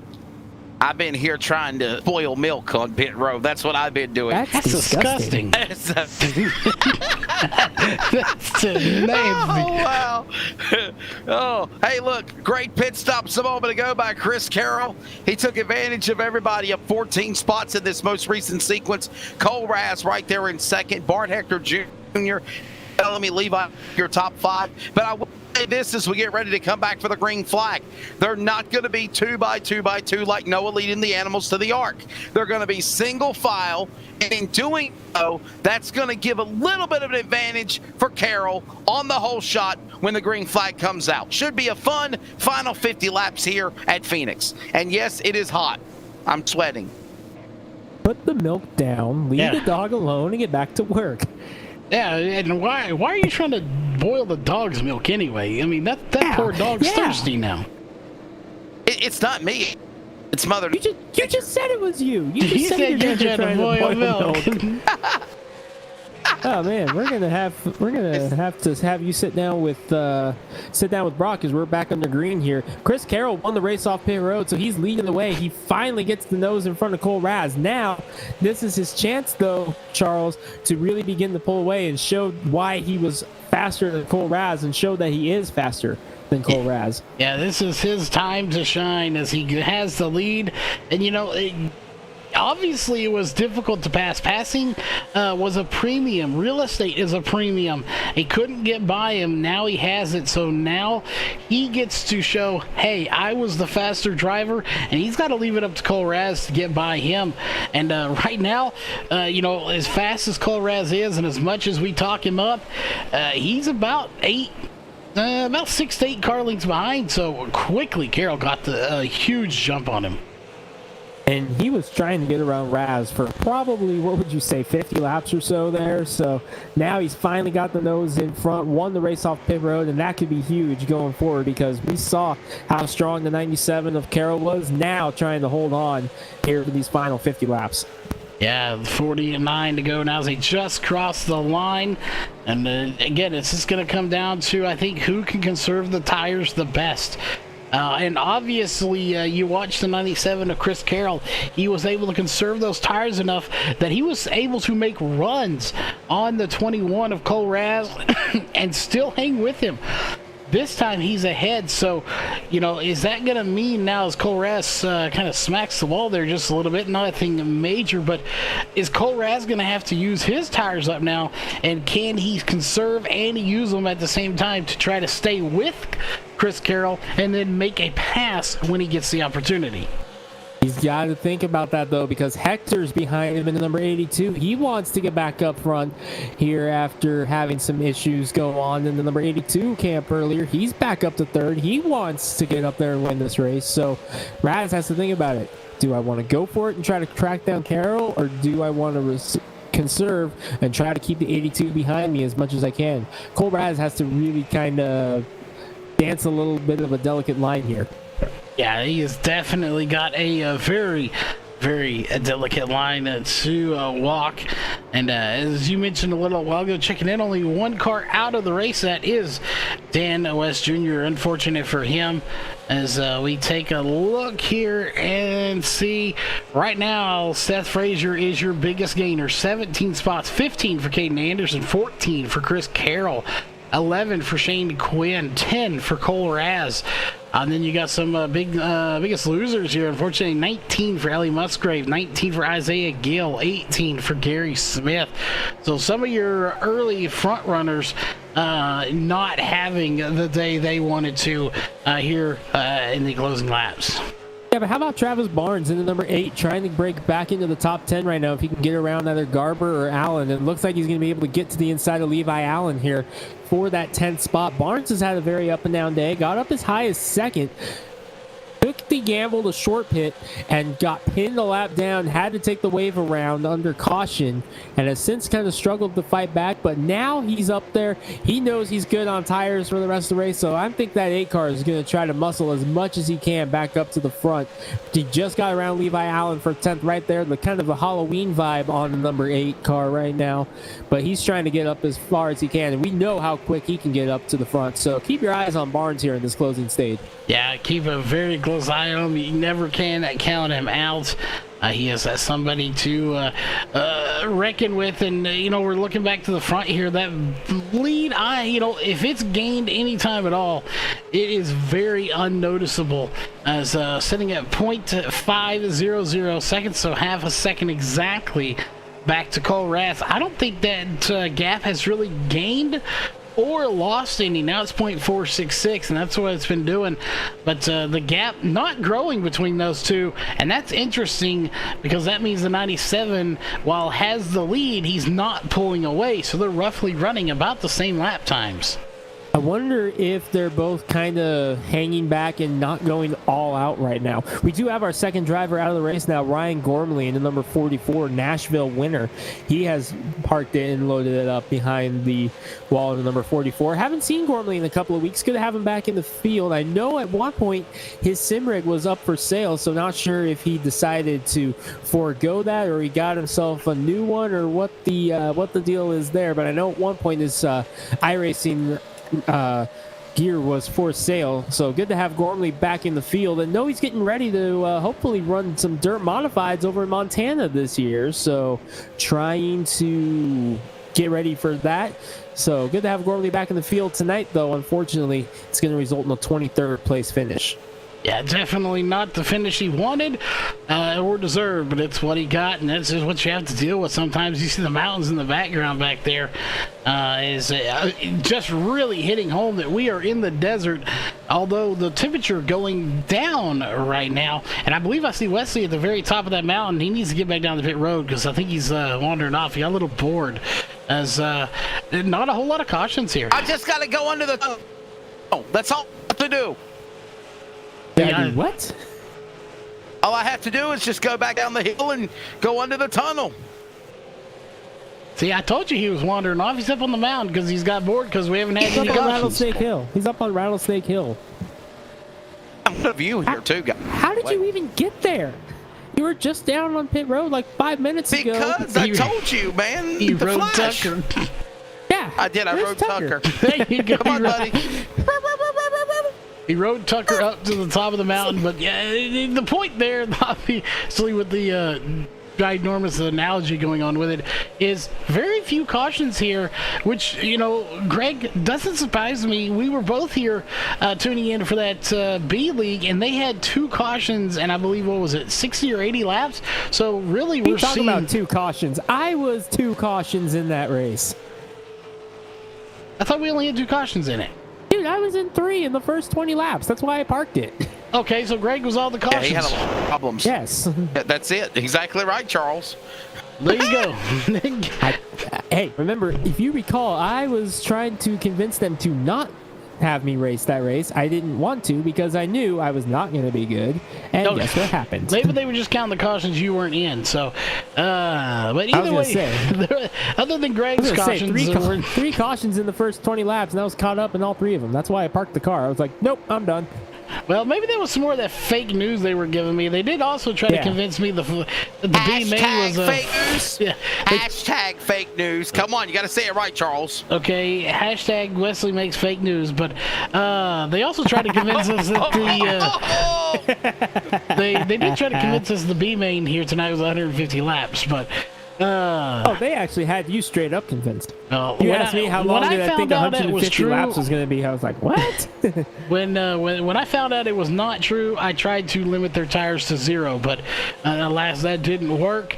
But 35 laps to go, and that gap is now actually, still sitting at .500 for Caden, isn't Cole Raz and Chris Carroll. Caden Anderson is a few back in 7th place. But just not gaining and not losing. These guys are playing a very good cat and mouse game right now. Yeah, Raz kind of just hanging back. Caution is out, and I'm not involved in this one. He is not involved in this one, and trying to pinpoint its location. And I'm wondering if Travis Barnes was involved in this one. He has got some heavy damage. Let's go back and take a look and see. Let's take a look at our LSR TV 4K Ultra HD 3D replay. Oh. That's no good. That's not good. No, we need to take another look at that, and you'll see, as you see someone getting sideways back behind them. Right about here, you're going to see some contacts, maybe. This is Barnes, and was this Travis McKinney in the 48? Yes, it was. Yes, okay, so it's Barnes and McKinney. A little bit of a slide right there out of Barnes. And up off of turn number 4. There's contact, and there's more contact. Contact 1. Oh, McKinney got the wall, and it bounced him back down in the Barnes. Really, Travis McKinney, I think, got the better end of that deal. As he didn't. I think so. I would say so as well. And normally you would think hitting the wall would not be the ideal one. Cars are on pit road, by the way. We take one more look at this replay. But watch right here. You'll see the initial contact off of turn number 4, right? There's the first contact into the wall, and then it just chases him down the track, and unfortunately Barnes was there. But they're on pit road. Wesley, final round of pit stops on pit road now. Yeah, this should be the money stop. Kenny, Childress, Garber, Frazier, Tidrick, has all the drivers on the lane and ready to see the right tires up on one of those cars there on Tidrick's machine. There, everyone else 32 going off now. Back onto the track of Seth Frazier and everyone else behind. As again, a lot of drivers here ready to bring this race to the finish with now 30 to go. I think it's time to Katie bar the door. Whether we have more cautions or not, Greg, they got to settle what they have. Hopefully they've got enough here in the gunfight at Phoenix to win here tonight.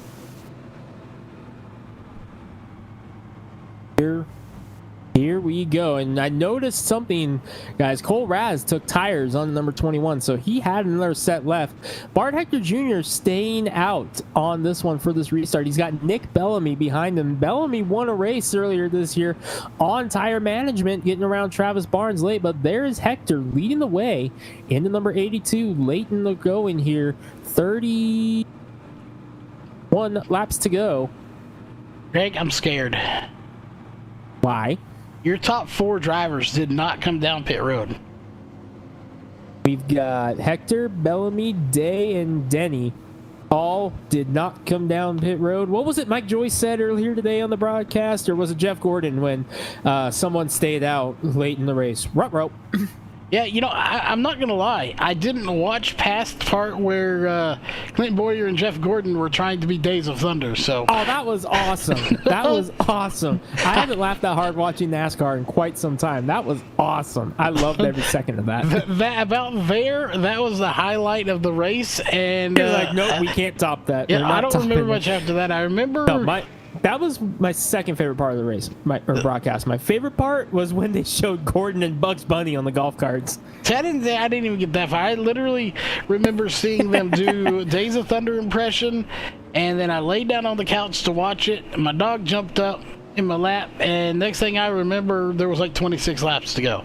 So you guys had just finished up the Outlaw Esports broadcast right when that race was getting started too. Garrett Main's getting the win at the Daytona Road Course as well in that one. Yes, we were, and that was probably why the nap ensued shortly after waking up 7 a.m.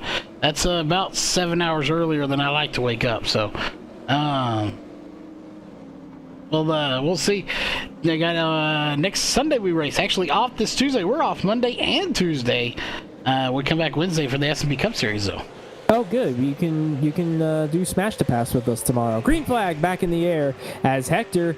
Bold move to stay out. Top 4 staying out, and that's the best thing that Hector has going for him right now is those 4 cars did not pit. Now, the guys like Frazier, Carroll, Tidrick, and Raz, they got to pick their way through traffic, and Hector's going to be able to try to pull away. Yeah, you mean this fresh tire hornet's nest is back here?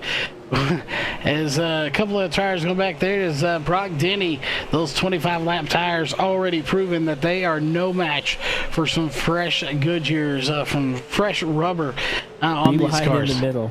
You know, that's what happens when Wesley steals his crew chief. Wesley, we told you that's why Tucker can't leave the pits. He's making the calls for Brock. He's pit. I came back. I did my pit stops. I didn't do it on Rattlesnake Hill. We've already confirmed that you gave him too many milk bones and he's passed out from food coma. So you're still guilty. Sour milk. It was sour milk. I'm just let it spoil. There you go. You better wake that we're going up 3 wide. Wow. Oh boy. Oh boy. Oh boy. Chris Carroll You is guys not caught that done. or not? Yeah. Giving the dog spoiled milk and too many milk bones. Chris Carroll, We're 3 man. wide again. Nope. These Probably guys going 3 are wide again. relentless This here is tonight. awesome. This is awesome. Chris Carroll getting the best of that one. Now, here's the thing. He's in second, but he's 7 tenths of a second back, and there goes Bellamy off the bumper of Raz. No, and that'll bring out the caution for sure. There it is. And Quinn involved. Another driver piles in. Ooh, a couple other cars getting through there. Now That was this like race. a caution with a caution. You guys know that? That was a caution within a caution. Within the caution. yeah, Cautionception. Now, we watched that one unfold live, so we won't go back and watch it. But I really want to know is these guys that took tires. I think we both agree here, Greg, that Jason Day, Brock Denny, now that his dog's recovered from the food coma, Nick Bellamy, these guys are going to come down. They're already back in the field anyway. The question is, if you're Bart Hector Jr., are you coming down? Because, quite frankly, I'd love to see that LSR TV car in Victory Lane, but I think if he stays out, he is a sitting duck right now. I would like to say he's made his bed, but I think he has enough time to try to make a charge through if other guys pit. So we'll see here if Hector makes that left turn down on the pit road. Nope, he's staying out. I say within 2 laps he's passed. Unfortunately, I think he's a sitting duck out there. Couple drivers coming in for some service deep in the field. Tillman, Childress, Bellamy, Shane Quinn coming down. So Wesley, you got some cars coming to you. Yeah, there's some cars get on work. Casey Tillman, Josh Childress, Nick Bellamy, some of those other names you just mentioned, and they're getting ready to come to their pit stalls. Some might be ready to just fill up the tanks or make an adjustment, add on more fuel. Skittles look pretty strong to the way. We'll see what Josh Childress can do. Keeping an eye on Nick Bellamy as well. All these drivers coming in under 25 laps to go. And, you see they're taking on tires. So this could be, maybe they realized, okay, we saw these other runners behind the top 5 that Charles mentioned, Ducks, and then they got passed. And they were, knowing that, okay, we got a caution here. We got to change tires. We got to have an opportunity to run these guys down. I think that's why they did what they did. A very interesting mixed bag on pit road once again. And we just lost our leader, guys. Rut-row. Hector. Connection issues in the 82. Oh, no. 2 weeks in a row, connection issues for drivers up front. That is just going to be heartbreaking.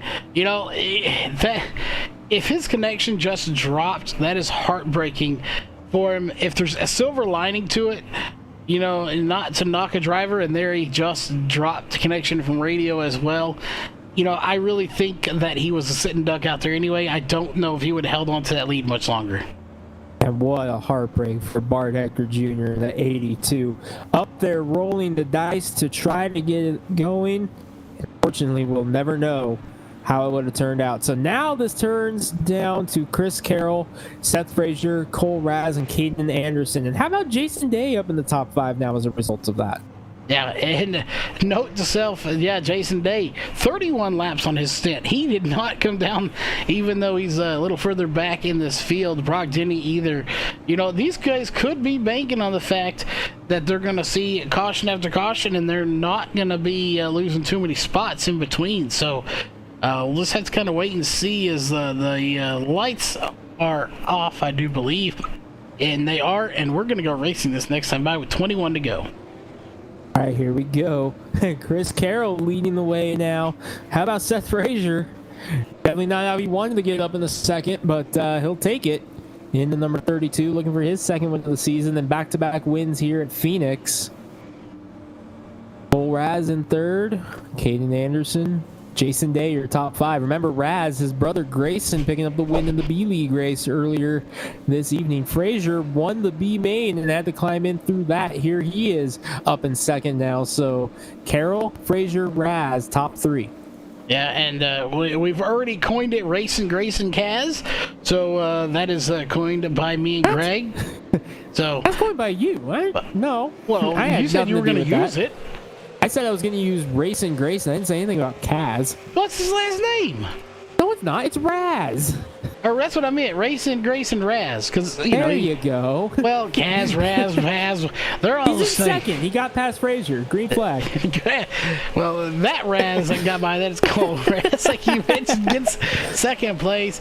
When you start rhyming, it all just runs together. You don't have to actually rhyme anymore. That's just how it goes.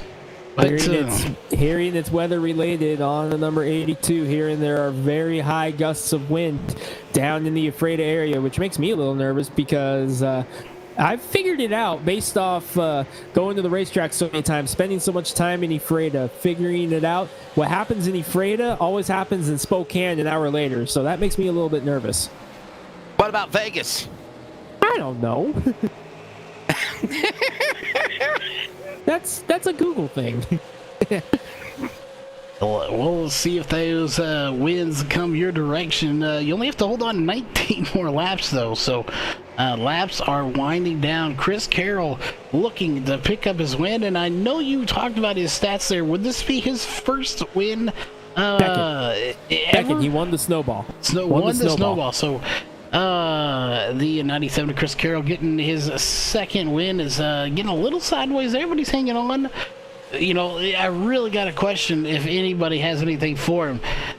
When you stack the 97 of him and the 21 of Cole Raz together on a restart, he got a good jump and he's just been able to hold him off. I really do think Chris Carroll is the driver to beat here tonight. Yeah, Chris Carroll, we saw how much pressure he was putting on Cole Raz earlier in that number 97. Raz trying to clear. Raz is also looking for his second win of the season. He won the second twin main at Nashville earlier this season. Seth Frazier and Caden Anderson, they are tied with 5 wins each.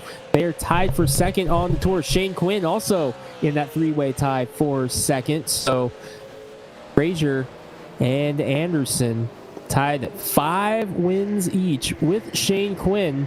They're second on the all-time chart. Chris Carroll up there leading the way, looking for his second win of the season. Raz looking for his second win of the season. Then you got BJ Tidrick, who's gotten around Jason Day. Tidrick still looking for his first career Northwest Tour victory, but what is it about Tidrick in that number 72? Seems like in these long races, he finds his way up to the front at the end. We saw it in the Cup Series several times this season. The win at Darlington, podium at Indianapolis, getting himself into the Final Four at Phoenix, the modernized version of this racetrack. Something about these long distance races, BJ Tidrick finds his way up to the front at the end. Yeah, he is definitely a long run racer. He finds his way up there. You know, you've got that him right there stuck in the middle, and that's what I was wondering if we were going to see another caution. And the Speed 51, well, it just got the living tar beat out of it by a few drivers. So let's go back and take a look and see what happened. You're racing home. All right, let's take a look at the LSR TV 4K Ultra D ABC R2D2 replay. And right there, he gets into Brock Denny, and this is a chain reaction. Bellamy's there. Childress, knock, knock, knock. Travis Barnes. Ooh, who's that? Somebody nails him right there. Ooh, think Isaiah Gill. And unfortunately, you can see it right there. Speed 51, your crashed car. Well, we got the new slogan, Speed 51, we crash them. yeah. Wow. Shots fired. Wow. Patrick Ahey. Wow. We love you, Patrick Ahey. We're going to get a phone call from Mr. Dillner tomorrow. Dillner won't call me. Patrick Ahey may. I think Wesley's going to make sure it happens. Hey, you know who else is getting to work out? Barney, I'm the flagman. texting him right now as we on Rattlesnake Hill. Oh, you're back on the hill. You at least I'm Tucker on the hill. time? I didn't think anybody was going to come to this. You at least leave Tucker down there this time, so See, Tucker can actually finish Wesley, his job. that's the problem right there. We don't pay you enough to think.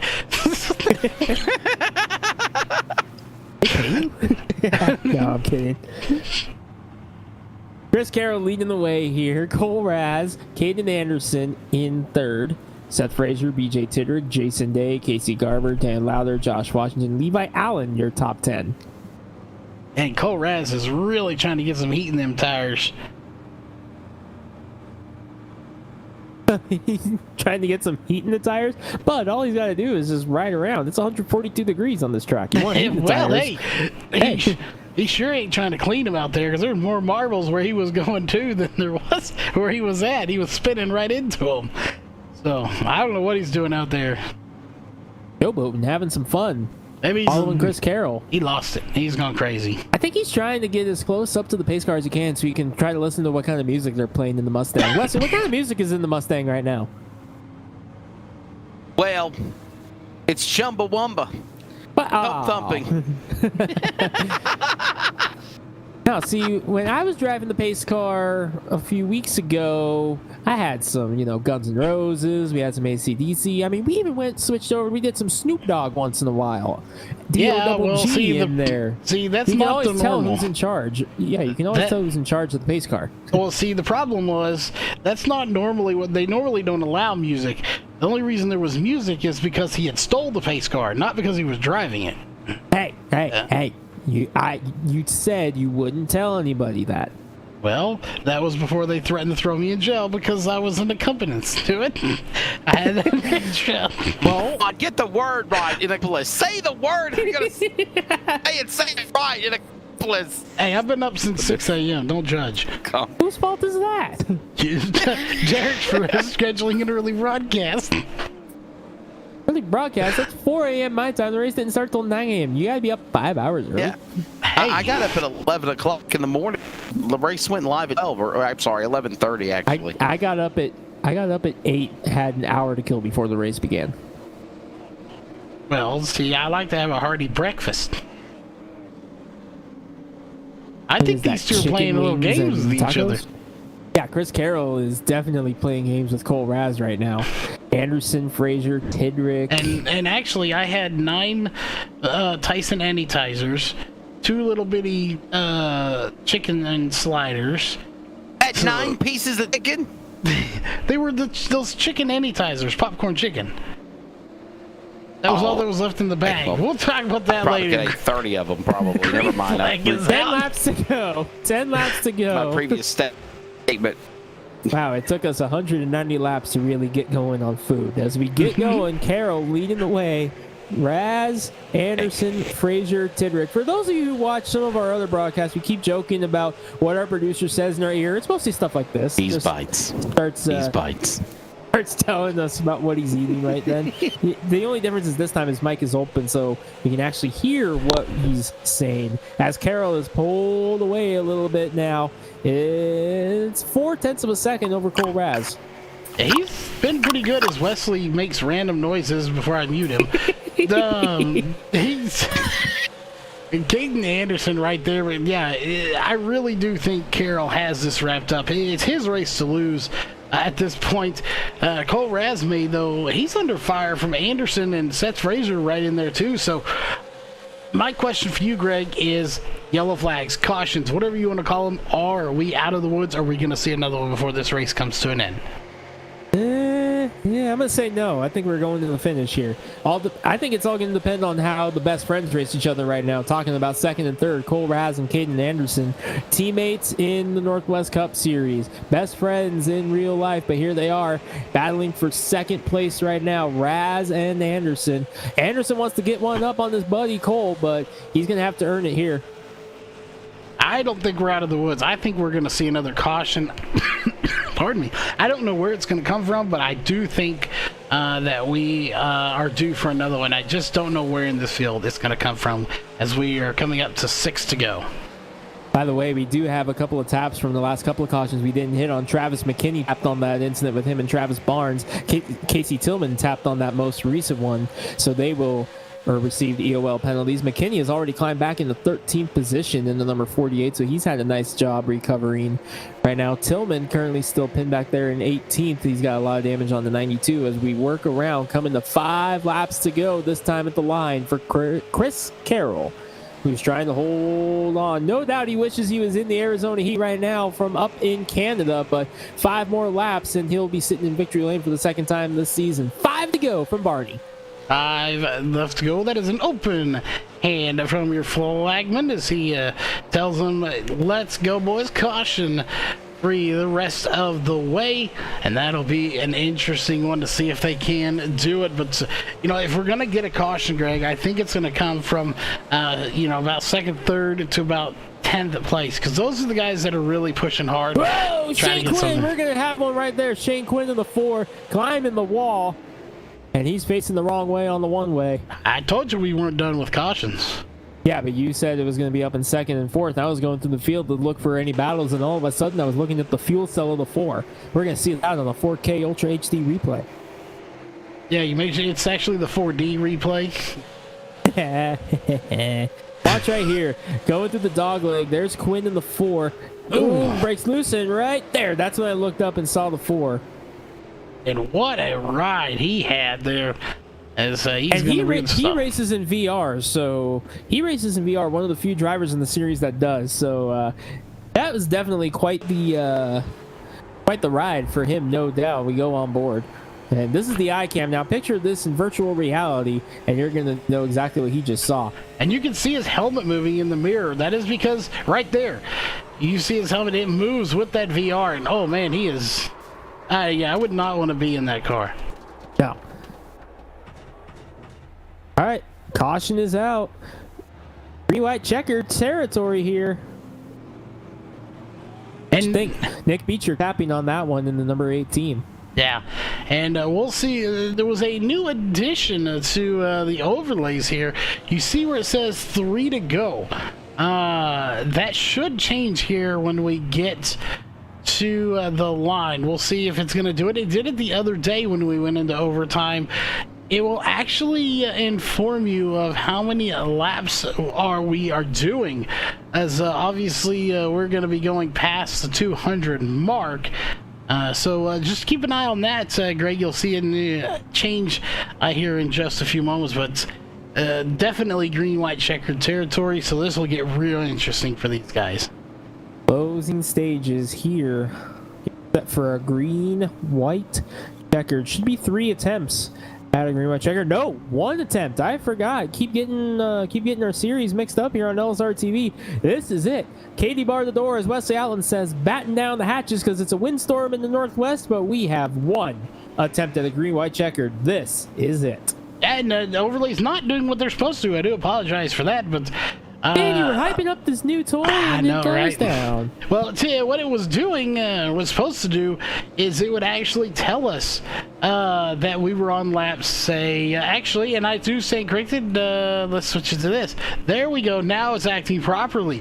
Now it's telling us that we are in overtime. We're on lap 199 of 201 instead of course, the scheduled 200. So now you get to actually see that we are in overtime. All right, by the way, track temperature is down to 141, so we can say with confidence that we are not going to get back up to peak temperature, which was 149. So no one got the 149. In fact, nobody was under. Everybody went over. So what's the call there on that one, Bob Charles? Barker. All right, Bob Barker. Yeah, so no, everyone went over. So what? We got to figure it out. What's the call? 149 degrees was the peak track temperature, and nobody went below that. Well, everybody went above that. So what's the call? Everybody's losers. We all lose. Yep. All right. There you we go. And by the way, Greg is not Bob Barker. He is not Bob Barker. He is not an old cranky man that used to be a game host. No, I'm Drew Carey. I'm a cranky guy who's currently a game host. There you go. But, the price is wrong. Yeah, we can't say that. Yeah, we're gonna get sued. Copyright. All right, here we go. Chris Carroll leading the way. Lights are out on the pace car. This is it. Next flag will end the race, be it the white or the checkered. Here we go. Greg Rance, have an FCC license on the road. Well, it's you special. Yeah. Green flag in the air. Chris Carroll leads him down. 2 laps to go, and the caution's out. This one's over. And it is a pile up. Oh, I thought it was a pile up anyway. Let's go back and take a look. Well, Travis McKinney involved in the 48.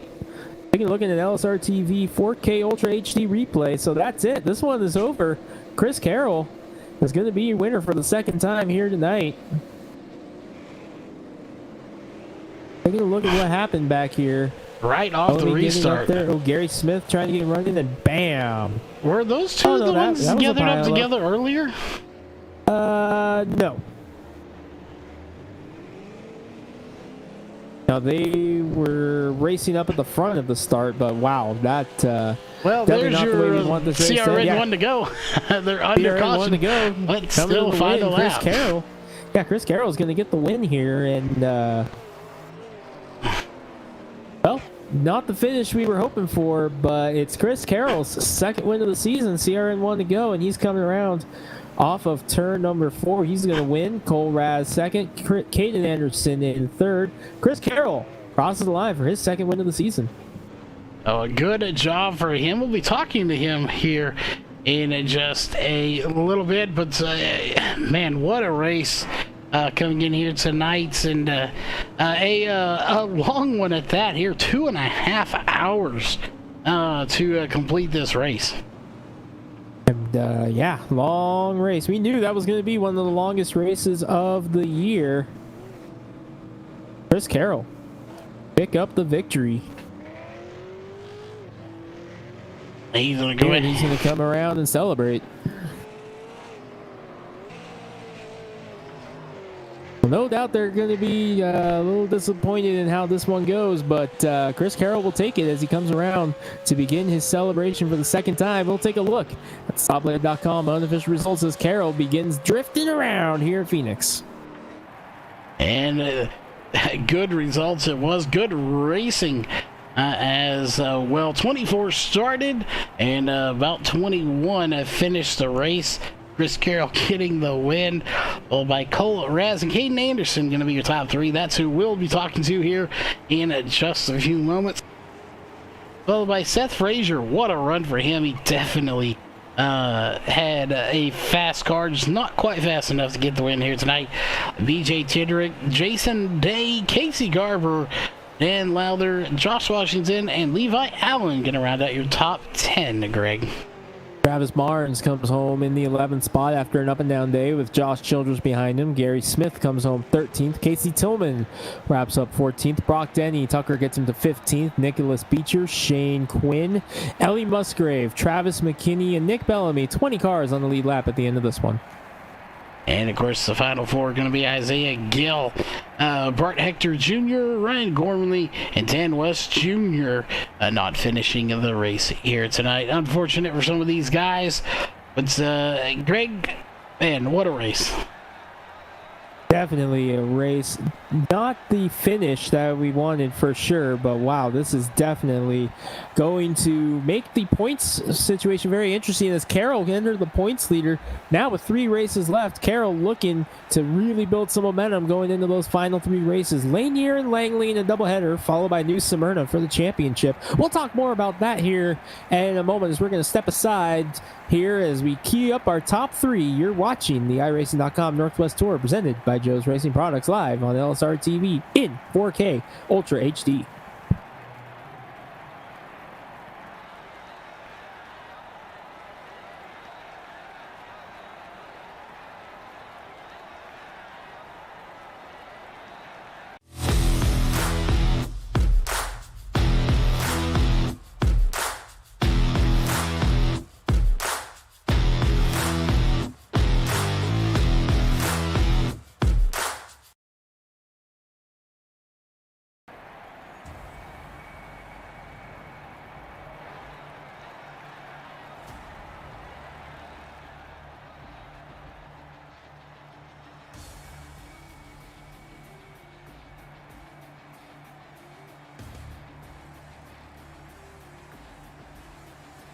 Welcome back to the Arizona Desert, ladies and gentlemen. 202 laps here to determine this one. Chris Carroll comes away with the second win of the season over the teammates Cole Raz and Caden Anderson. And Wesley Allen was excited because his pick got on the podium as the rest of us weren't able to pull that one off. And Wesley's going to go down and talk to the guy he made the pick with, who finished third tonight. Wesley's with Caden Anderson.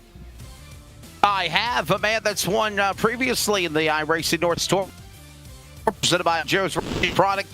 Caden Anderson, a long one here at Phoenix. Your take of the race. You finish on the podium here in third. Yeah, it was a pretty hard-fought battle there at the end. I think it was a good race. Was wishing there wasn't going to be a caution there at the end, but overall, I think it was a pretty good race. It certainly was. What's your take of the last lap, the restart, the shootout? Do you think that maybe there should be a implementation of maybe trying to let you go another lap to try again, or do you the way the outcome was is the way the outcome was for the race, and you're happy with third? I'm definitely happy with third. Third place is not a bad finish, but it sucks for the guys up front when guys back in the pack end up wrecking each other, and we don't even get past the start finish line or even did in turn one. So it definitely sucks, but coming home with a third place finish isn't bad. All right, buddy, it's on to the next race next week. Thank your sponsors, and we appreciate you running with us as always. Yeah, I want to thank Harvest Chevrolet, Custom Fab, Poor Boys Auto Wrecking, and LSR TV for hosting this.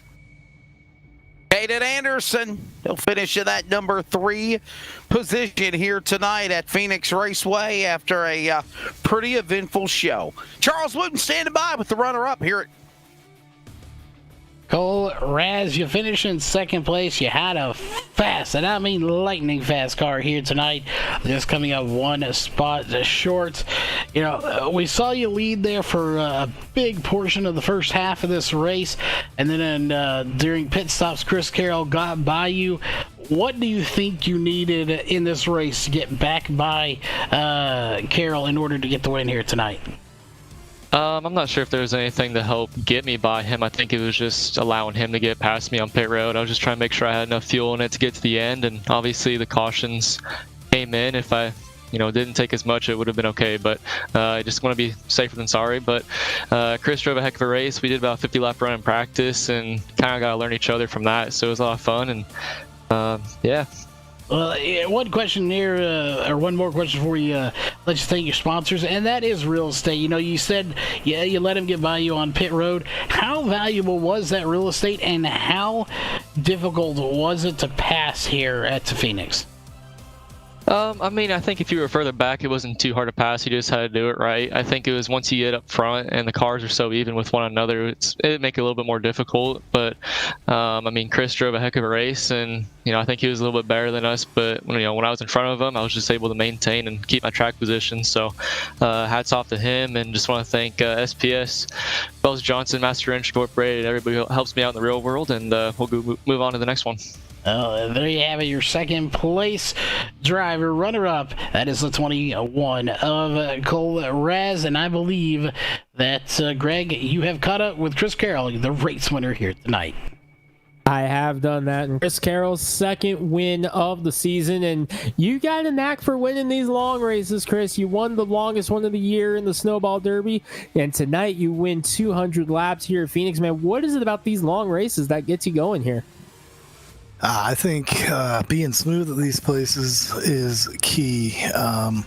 Both of those races were really loose setups, and those cars really wanted to bite out sideways on us. And I think that on the hot, slick stuff and the long races, I think they just are for my driving style. Well, Chris, tell us about that battle with Cole, because it was for about 50 laps or so. You were knocking on the door, taking shots in at Cole, getting your nose in there. I think we only maybe saw one little brush of contact at one point. It was an incredibly clean race going on between them. You finally broke through on pit road, of all places, getting out there. So tell us about that battle and what happened up in front to get you up front. I will tell you, Rents, Cole Raz is a heck of a race car driver. I see him out there week in, week out. He's making real good decisions. He doesn't do anything stupid. He's always up there. You can tell he's got a high race IQ. So I couldn't really, I took a few shots at him when I was giving him different looks, trying to make him make a mistake. But in all God honesty, I don't think I could have got around him without booting him. And I apologize for the shot I gave him there. I let him gather it up, and hopefully a little sportsmanship there. I'll come back one day. And Chris, definitely a good one. Well, next race up for the tour is actually a doubleheader. We head to two short tracks, which a lot of drivers were a little bit nervous about. We're heading to Lanier and Langley. Double L, two very, very short race tracks for a doubleheader here. What are you expecting out of that one next race out? I expect carnage and mayhem and guys hitting each other and getting in the back of each other, getting into the corner. But those two tracks are two of my best on the sim. I love both of those tracks. So the ones that start with L, I'll take them. All right, well, we'll see you there. But before we let you go, you know what's coming here. Who got you here? Who's your sponsors? I got a lot of guys to thank this week. ProdTech, and we got to thank A51 Pro and Brian Zimmerman at USAFirearms.com. I got to thank all my Canadian teammates up in here that make this car go fast, and all my friends and family that are watching there. I forgot Custom Fab as well. Those guys do so much for us to give us a place to race here, and they're a really good sponsor for the series. So gotta thank those guys as well. Chris Carroll, second win of the season, comes here in the Arizona desert. No doubt wishing you were there instead of up in Canada right now where it's pretty cold, because I guarantee you it's just as cold as it is here, if not colder up there. But Chris, congratulations. Thank you, Rance. It is cold as hell up here too. We still got snow on the ground, so thank you very much for the good interview. Yeah, we got snow up here too, but today, hey, it was the first time we've made it above freezing in a week and a half here in Washington, so I'll take that. But final thoughts here, guys. Wesley, you went down there, you played with the dog for about 60 laps, you gave Tucker too many milk bones, he passed out, missed the round of pit stops, but all in all, you had fun up there. You took him up to Rattlesnake Hill. You were up on Rattlesnake Hill at the end there. A fun day here at Phoenix. What's your final thoughts on it? It was a fun field trip. It was great. It wasn't like being a Joe's Racing Products pit reporter. It was like a Joe's Racing Products field trip for me. Got to see some of the sights and sounds from right there, from that angle, from Rattlesnake Hill. Got to call pit stops. I even got my got to have a selfie with a cactus right there as well. So it was a good time. It was a good race. On to Lanier. Should be a good one. By the way, Greg, it's Lanier Raceway. It should be a fun time. Doubleheader next Sunday. Always enjoy working with you guys. And, yeah, the dogs are fine. So, by the way, don't forget to help control the pet population. Have your pets spaded and neutered. And don't give them sour milk. We'll see you next Sunday night, guys. Oh, and I'm the one who gets yelled at about being Bob Barker. All right, Charles. We heard Wesley mention Lanier and then Langley as well. What's your thoughts going into the doubleheader? Well, definitely looking forward to it, as we just heard pretty much wrapping it up there from the real Bob Barker, as he is the oldest and crankiest among us. But definitely looking forward to wait till we get off the air. Both of those tracks. I'm looking forward to both of them. The only disappointment of this race that I have, and I think Anderson and the guys that know us well would agree, is that we don't get to have a chat with Seth Frazier and find out about your dating life. But other than that, overall good race. I'm just going to ignore that one. Well, we are wrapping it up here in the Arizona desert. We are moving on to some short tracks, slamming and banging next time out here at Lanier and Langley. Coming your way for a doubleheader next up on LSR TV. However, our next broadcast is coming up Wednesday night. We have the championship race for the SNB Cup Series. Can Braxton DeWeese wrap it up at Texas, or does Joshua Altus have one last Hail Mary in him? We'll find out at Texas on Wednesday night. That's our next broadcast here live on LSR TV. Make sure you set a reminder for that championship race coming up this Wednesday night. Myself and Wesley Outland will be on the call from No Limits, Texas here on LSR TV. But for us here in Phoenix, Arizona tonight, for the Northwest Tour, for Wesley Outland, Bob Barker, and Charles Wooten, I'm Greg Rentz. Thanks for tuning in tonight. Chris Carroll with the victory tonight. We'll see you guys next time.